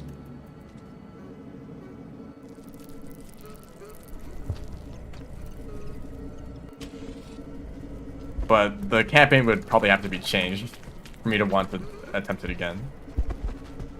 Oh damn, a strawberry lizard. Camera scroll is an option. I hope they don't. Sorry. I think it kind of messes with the feel of the game. And I know that some people enjoy it, and that's cool, but I think it makes sense as a mod.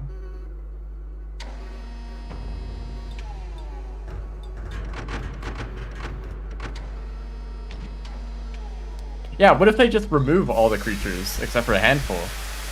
And remove the popcorn too? So then the campaign actually becomes challenging because of how few creatures there are for food. Wouldn't that be interesting?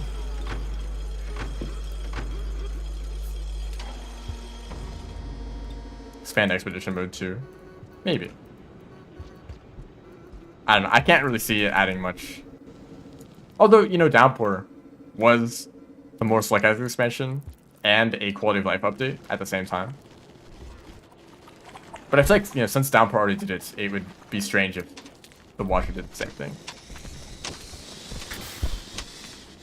And also, it'd be strange if, like... Wow, okay. I really messed that up.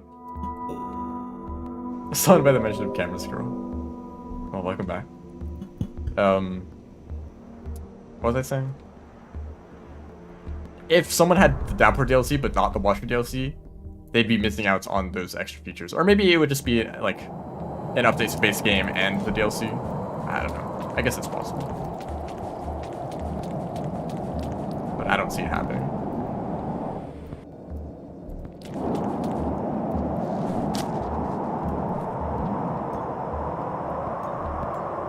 You are correct.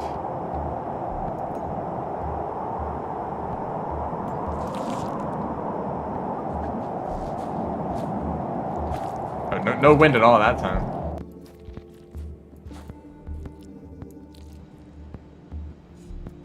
I mean, I think that's worse when it's a pipe, a really short pipe that a lizard just jumps out of and kills you instantly. I think that's worse than when it's a lizard on the other side of a camera transition, because you can hear a lizard move, you can see the threat level or hear the threat music. So you know that there's something dangerous in this room. Whereas if it's a pipe, then it's just like, you are safe, and suddenly a lizard shows up and you are no longer safe. Within like a fraction of a second.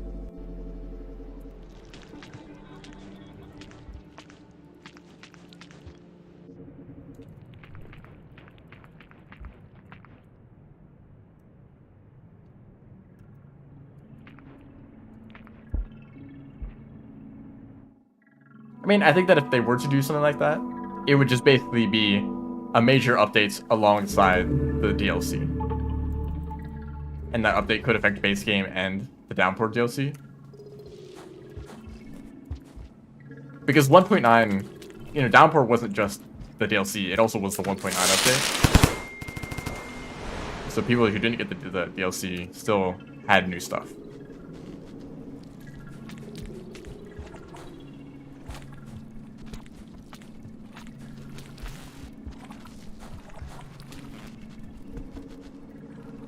But I think that if they wanted to adjust the difficulty of the Downpour campaigns, they would have done it a long time ago.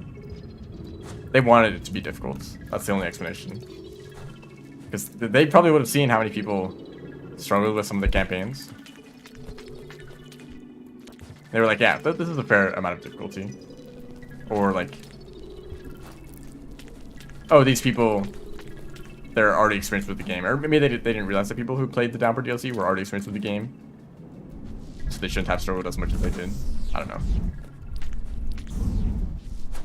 Sometimes it does feel like Downpour was designed for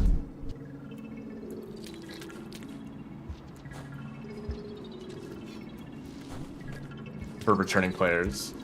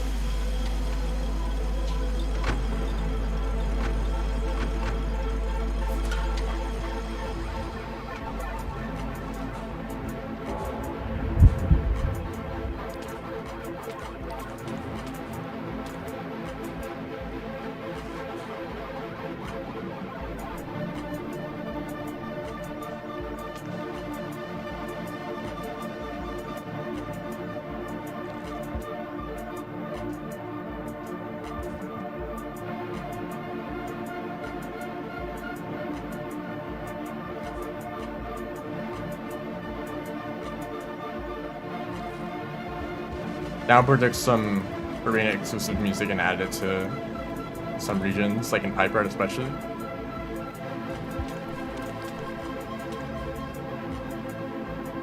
I don't know if this one is added anywhere. I feel like this would be added in like Metropolis.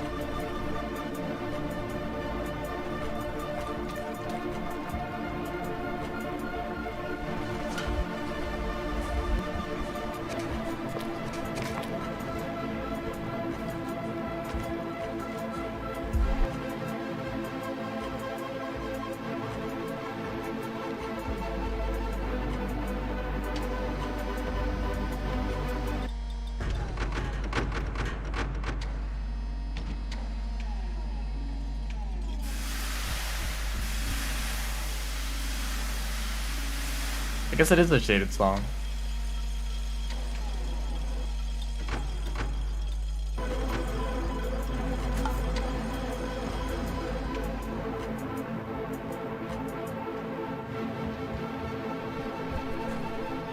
Hey, don't mind me.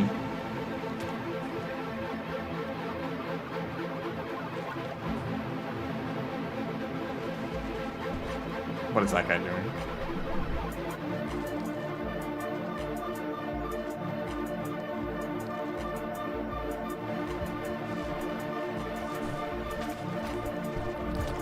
There we go. That's what I've been trying to do this whole time. Goodness. Hey, Centipede. I'm not a threat.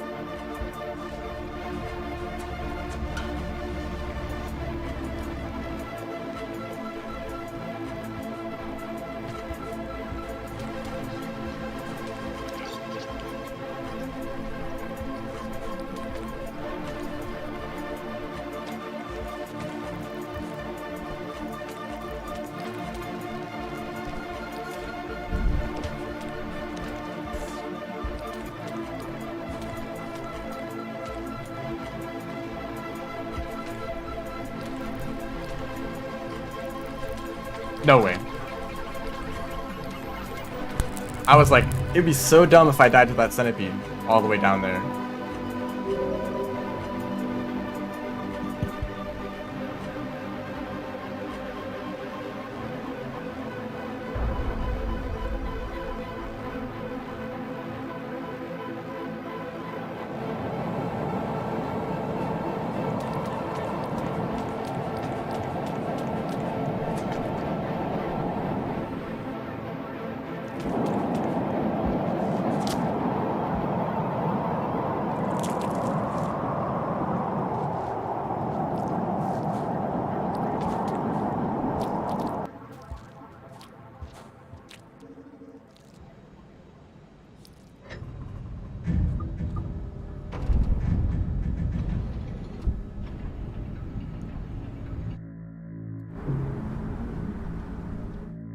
Good song.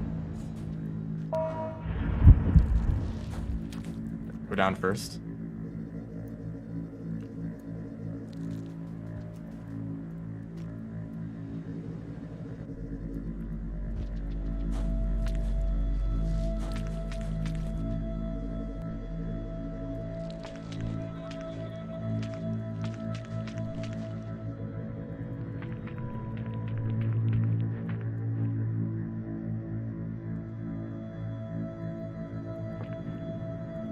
I think this is the song that I said would be better fitting as like the moon version of Random Gods, but also it has like too much progression to it. Like Random Gods just starts instantly. You know, although it does like fade in. It just like depends on how long it takes for you to get there, but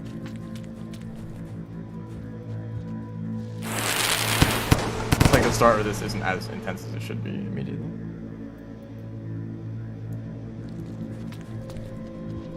Like eventually kind of gets to that point.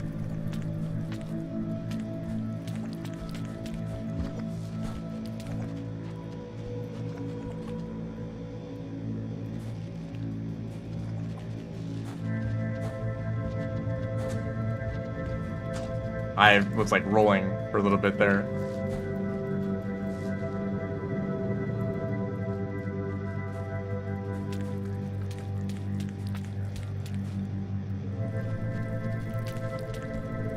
The press version of an echo theme. Aren't the...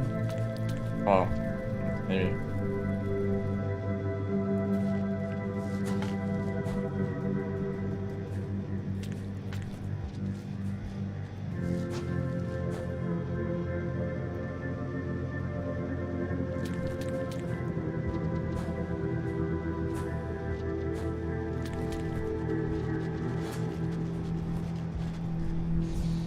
Hey, dude.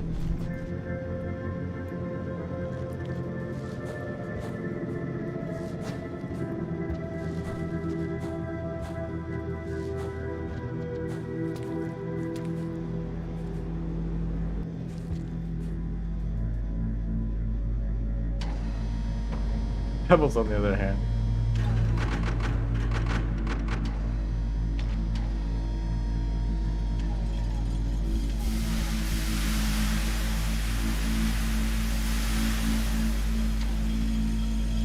I sure do hate when someone throws 5 pebbles through my window.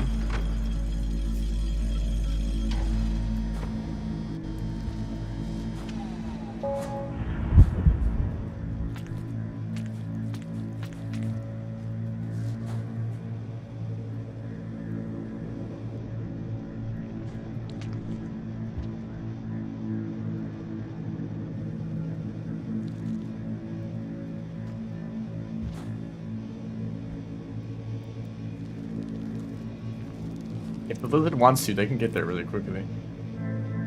That's cyan.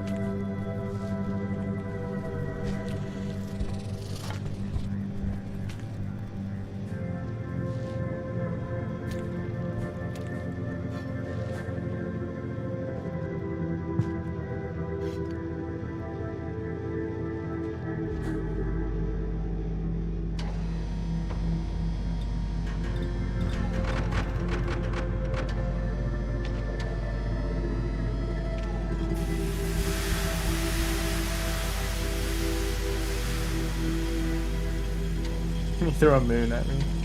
I don't think you can do that. Might be a bit too heavy to throw.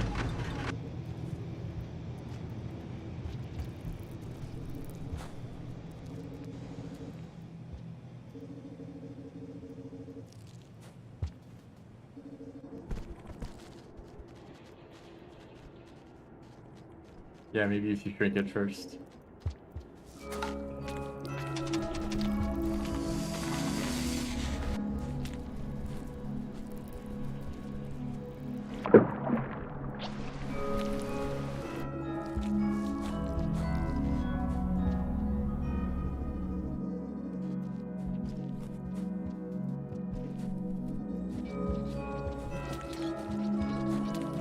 Well, that guy's very blue. Actually, I don't think that's unusual at all.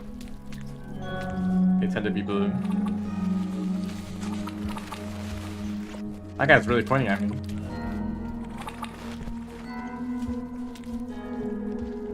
I think this guy might try to kill me.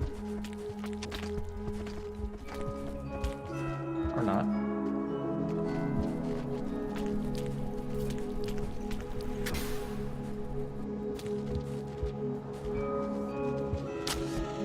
Okay, they're fast. Like, oh, I can deal with this guy with I have a rock.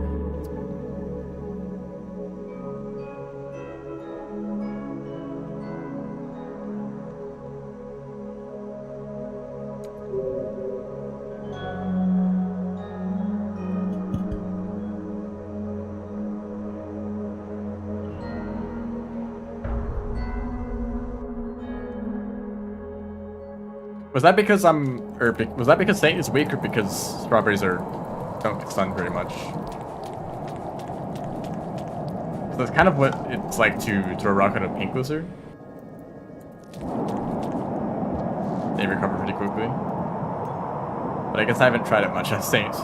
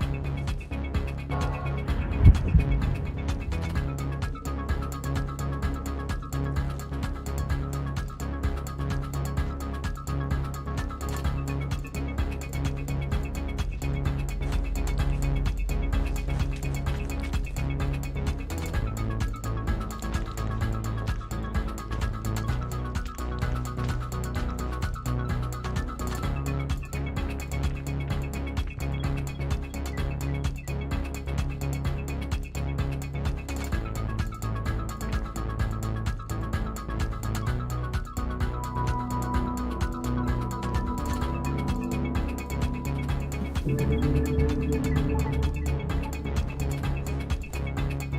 guess farmer is. That's where we are right now.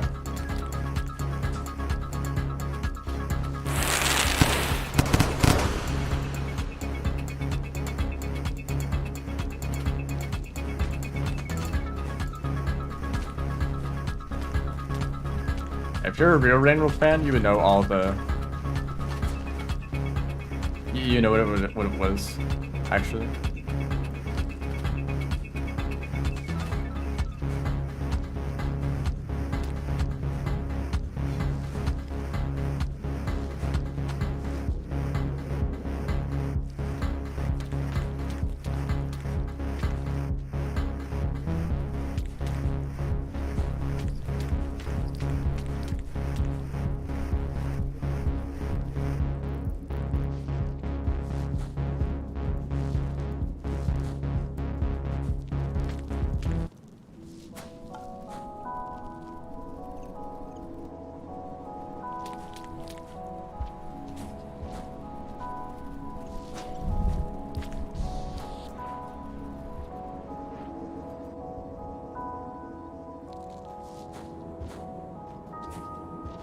I wonder how long this entire playlist is.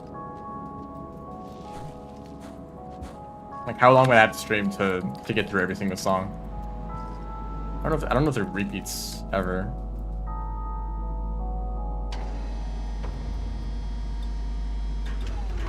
$112 songs in the playlist. Maybe that's like roughly 4 hours total.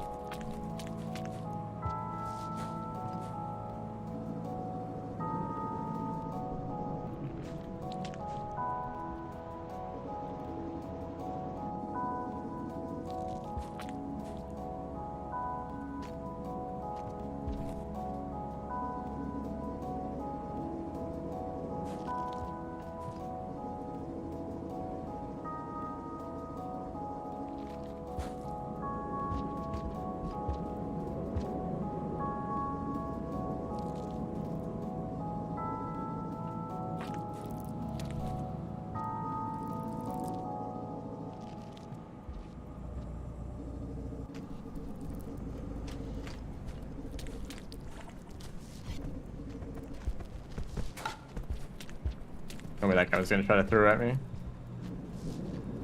Oh, that was another scavenger.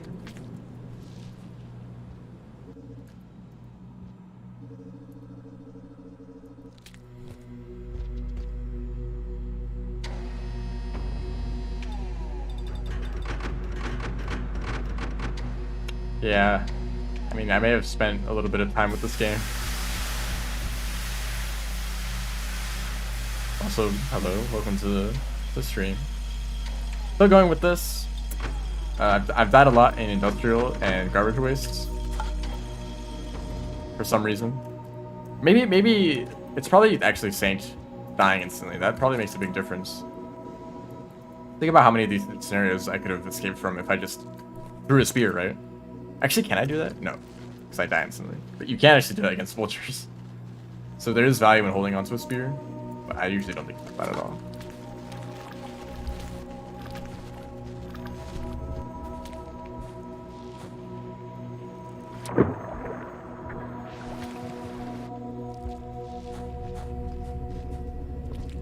I thought that could be something else.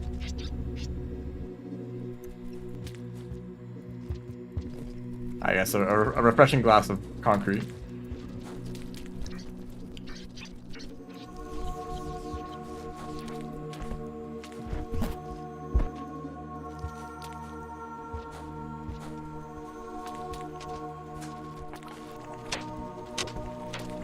Yes! That worked out. Oh no, please don't. Yeah, I gave you a spear. We're best friends.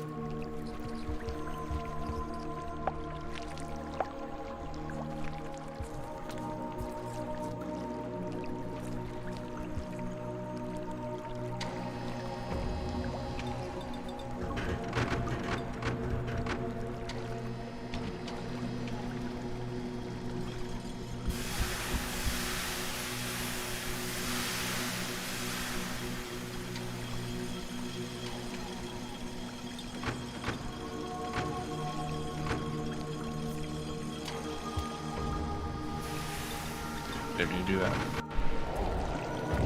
Oh, nice greeting to the region. That's the Watcher.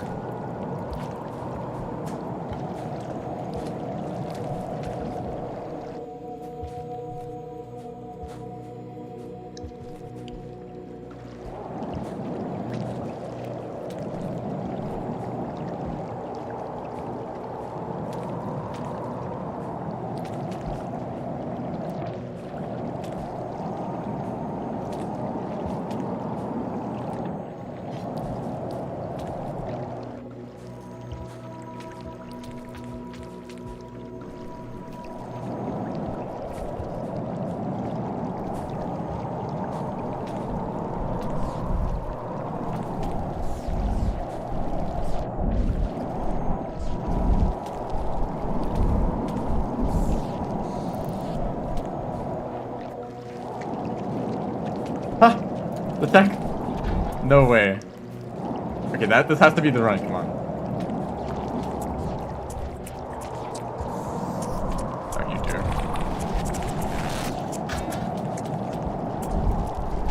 Ah, okay. Just got stuck again. That had a lot of potential. What should I have done there? I'm looking at it again.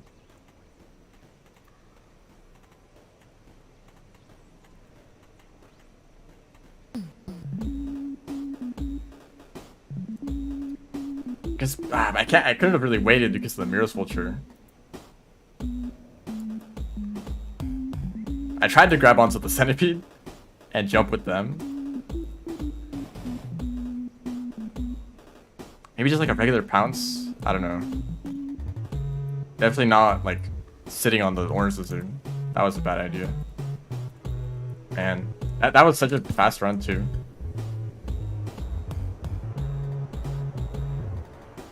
Like, I'm not gonna be able to replicate that.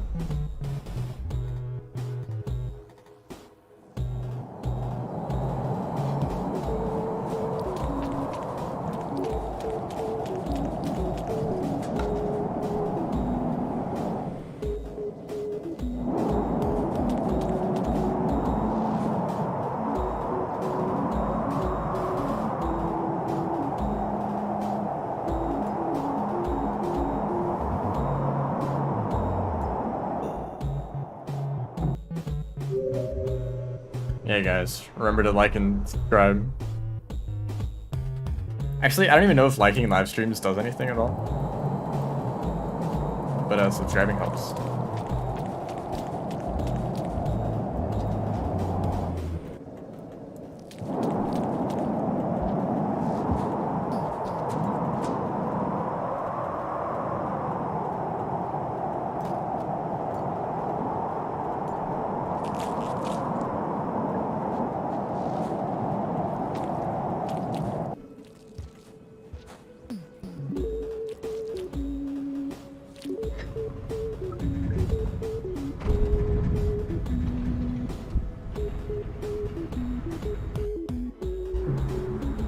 I gotta also make sure to add some for the question, so that people can answer the question in the comment section.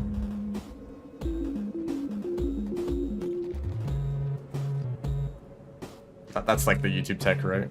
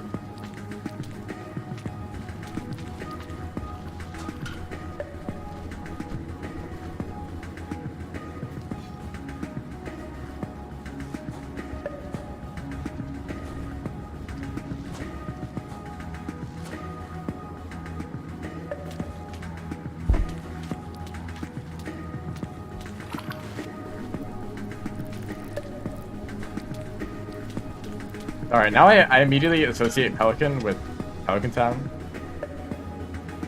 Stardew Valley. I'm pretty sure that's what it's called, yeah.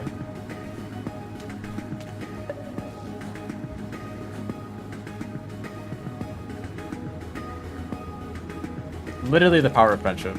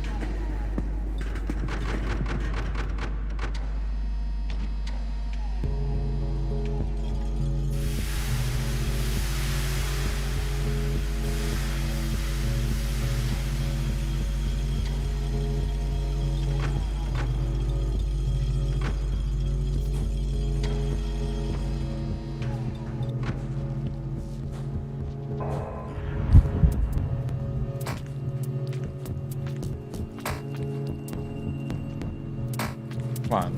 Come on. That, I hate when you accidentally wall jump when trying to jump up with the tongue.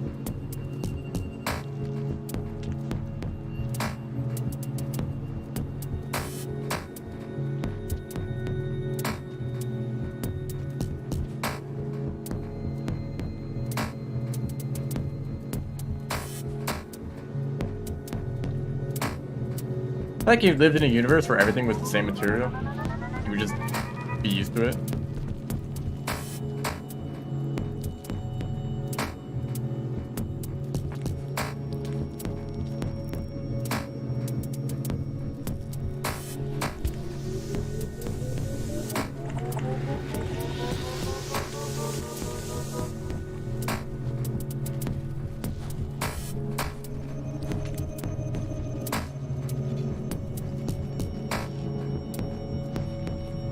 That's just the way things are.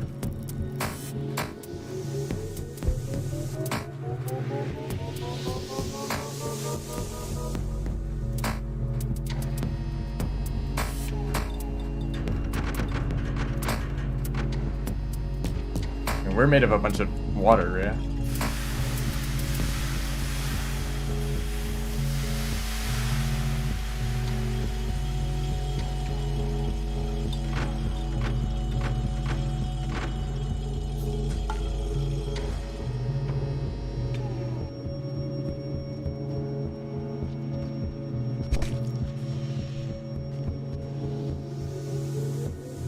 Are you dangerous? I hope not. That guy is definitely dangerous. Oh, he's leaving. Oh, shoot. Yeah, I'll just take the slow path.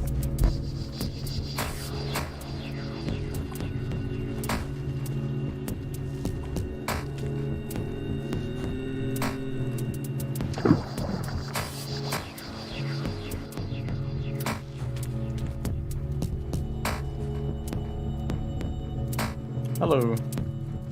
Welcome to the stream.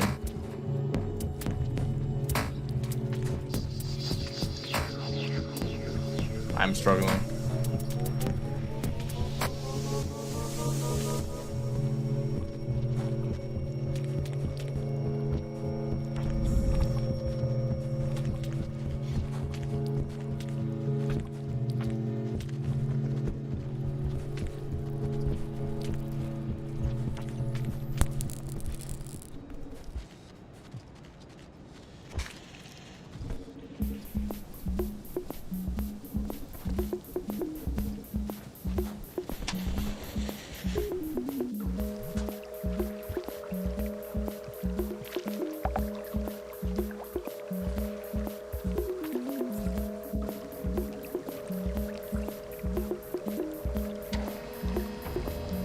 Maybe I should do some gourmand attempts.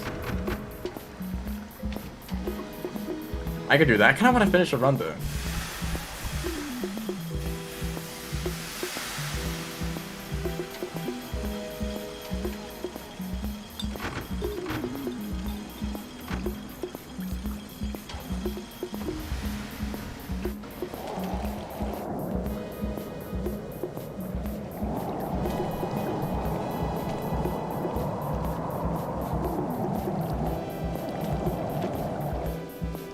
Time to die again to orange lizards.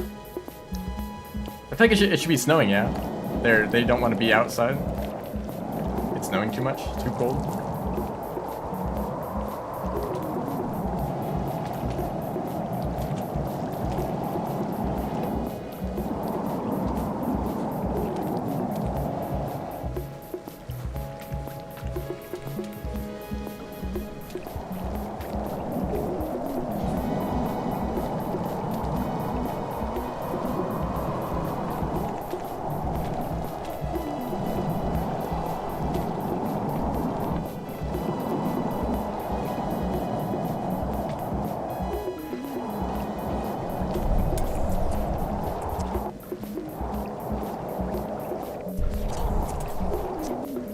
What is the solution here? Okay, he has a lizard.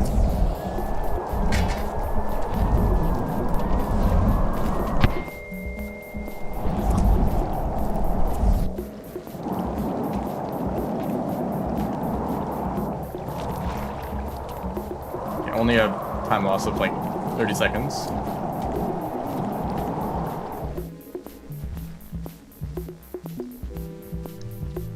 There's no scavengers, right? I actually forget. Do I need a pearl? It's for safety. Heck, I don't need a pearl. Okay.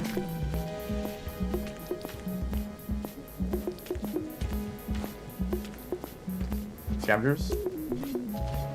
Okay, that was actually useful. I probably could have gotten past them though. Yeah, thank you.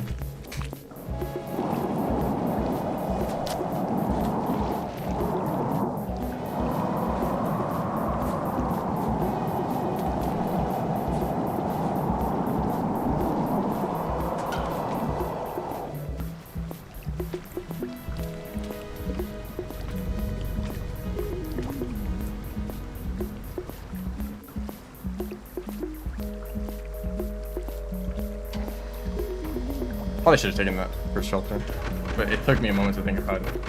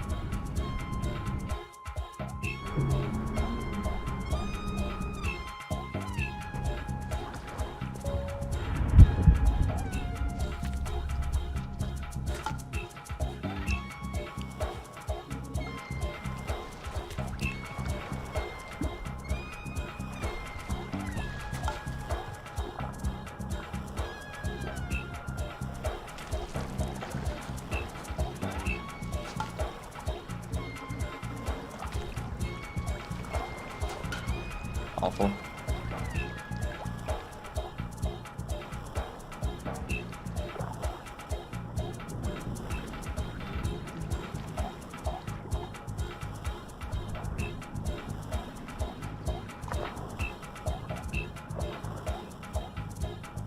Yeah, you're just gonna eat some dirt?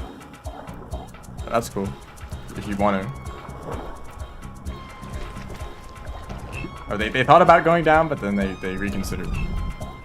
Good for them. Also, what are orange lizards doing here?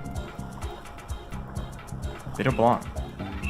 I mean, they can if they want, but they're not, like... They can't breathe underwater. That's a pretty big disadvantage in an area that is, like, 90% water.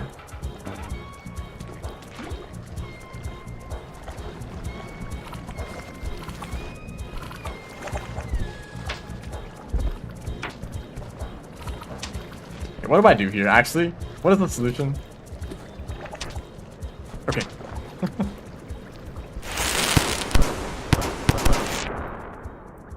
I feel like this was just gonna be slower than my other run, though.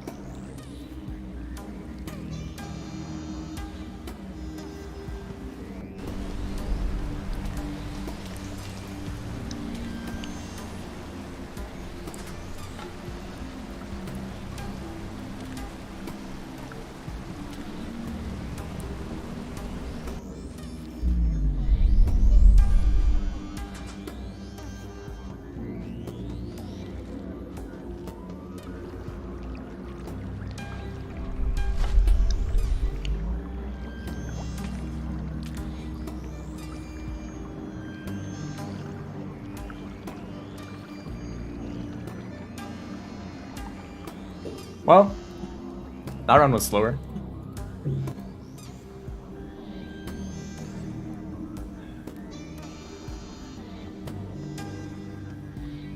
Guess I'll just use the other run.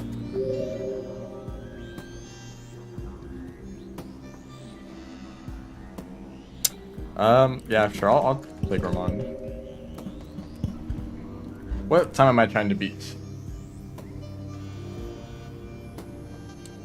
Okay, just under 7 minutes. You might as well just stick at 7 minutes.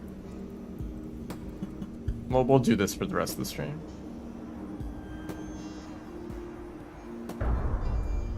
Despite being Gourmand, it's actually like not a bad speed.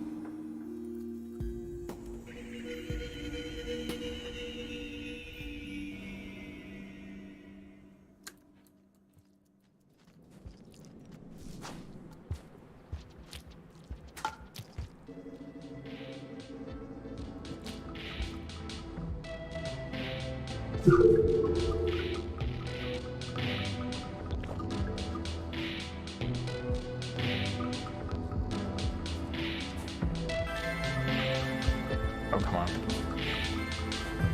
Oh, come on. Okay, this is not difficult. How much swimming mechanics are optimized by speedrunners? Not much. I'll say that. I have not practiced swimming. Like, I've not practiced it that much. I know that there's a way to do it that it's like at least faster than doing nothing. Is it the fastest possible way to swim? Probably not, actually. And I can't be confident that I know what that is.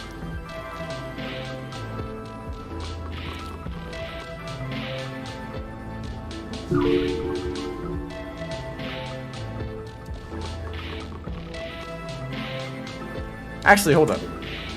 I can optimize this further. I thought about it a little bit, and I'm doing this unoptimally. If that's a word. I have heard that using a controller makes swimming faster, or at least you can swim faster with a controller.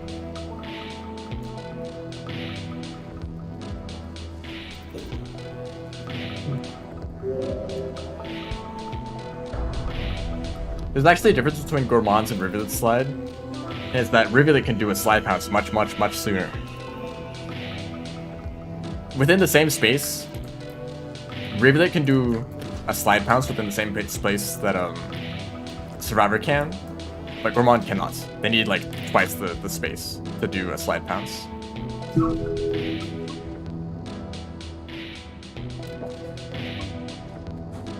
Okay, why am I bad at this all of a sudden? Oh, I turned off all pounds. That would explain a few things.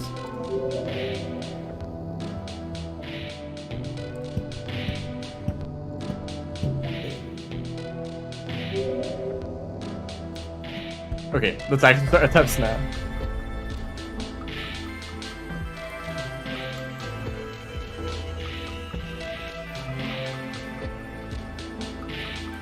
Thank you, Video Cult, for inventing sliding.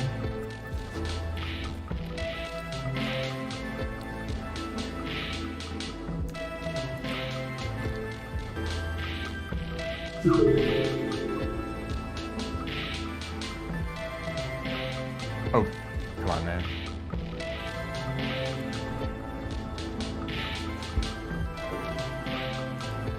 Sorry I'm restarting a lot. I feel like this run is so short. This is like one of the few places you can actually optimize it.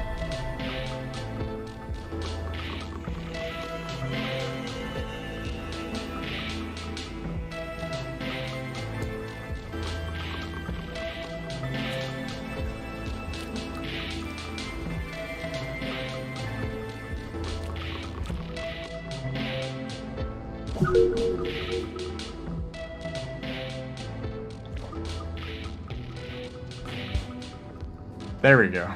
Goodness.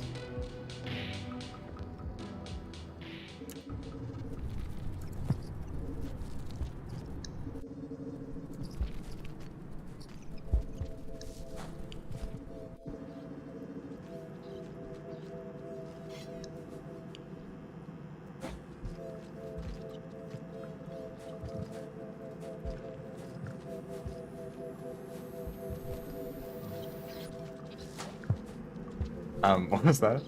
Why did you go at that angle? Oh, hello.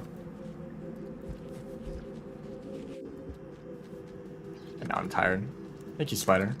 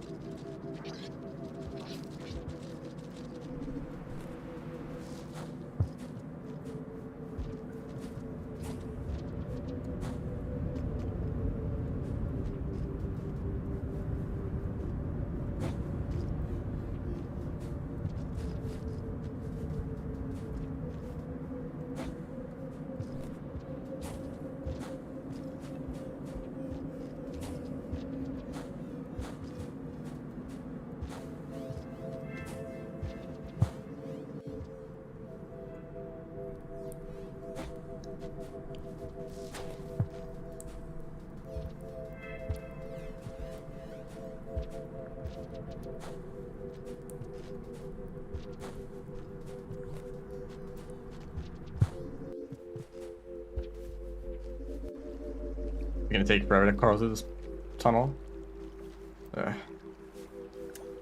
Oh, I actually ate more than I should have. I only needed one fruit. Like I said, it doesn't matter too much. But I guess well, yeah, what did I eat extra? Do you start with a food pep?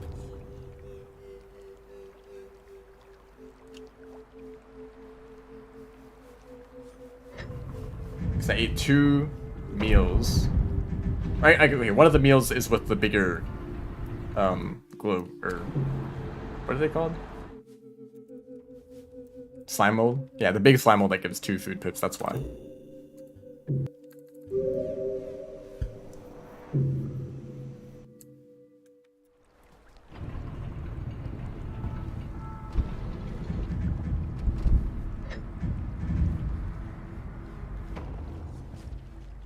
The craftswoman. That's a new name. Crafts explosives. Yeah, you can die in the dreams. I think it just ends the dream immediately. So it's actually the speedrun strat.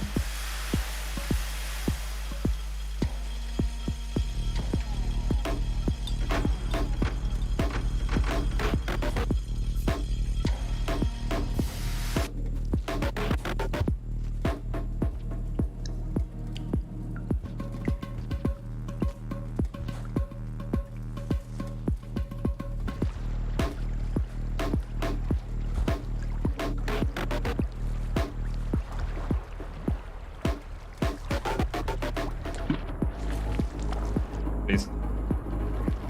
No.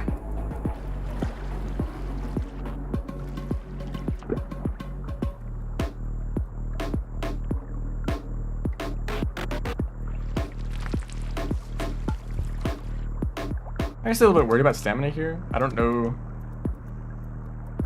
what it's at. Oops.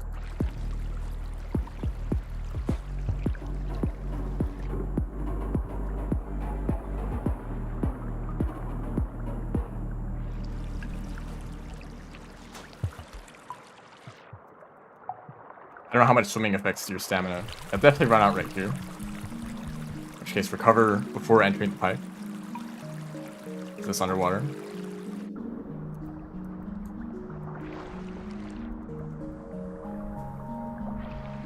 And there's just no jetfish at all.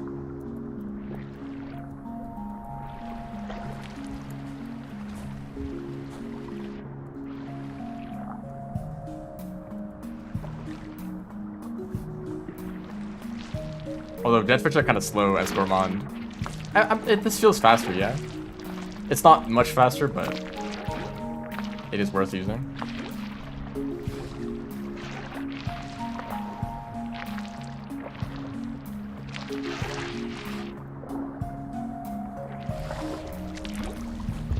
Whoa, you get the big jumps. Yeah, that's tech for outer expanse percent, or just story percent. Some speedrun category lets you do this in Subterranean.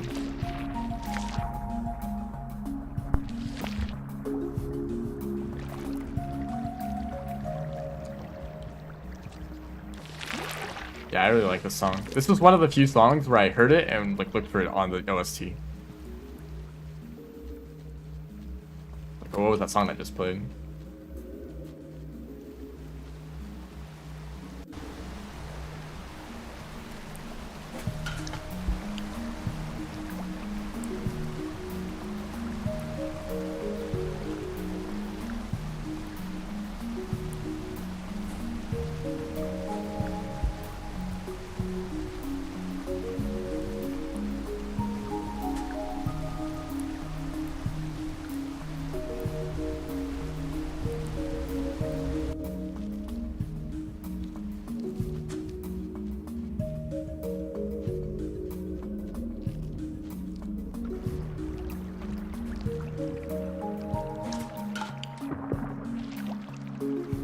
Alright, there we go. Hello, Moon. This is a bit over 20 seconds faster, so... At least I improved one run. Hi, Moon. I have a quest to complete, you know? And, nah.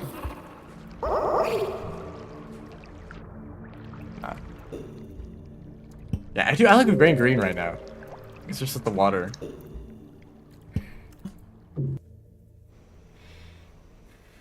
But I think that means I have a run to submit for every category. Well, I can't really submit it. I'll have to figure out how this works exactly.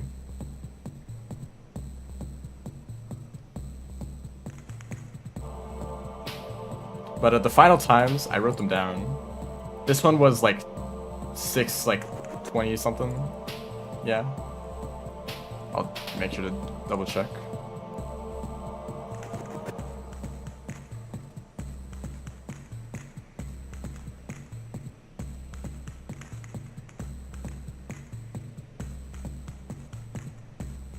$36. So that is about 25 seconds faster.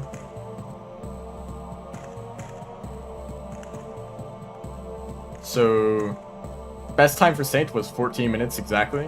Well, almost exactly, if you ignore milliseconds. Spearmaster was 21:11. Reveal It was an 8:20, although that's also definitely improvable because of Plinks.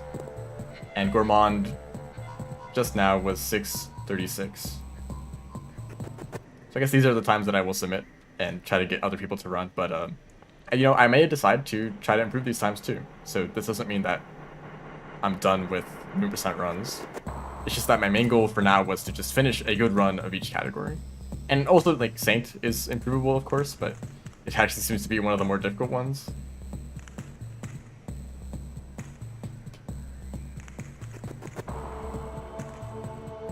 But we'll see. I'll probably give it a bit of time to see if I want to try these categories more.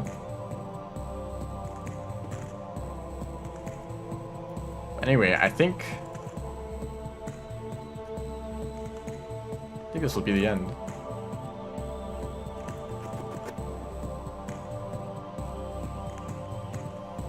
Yeah, that'll be the end of the stream. Thanks everyone for watching. See ya.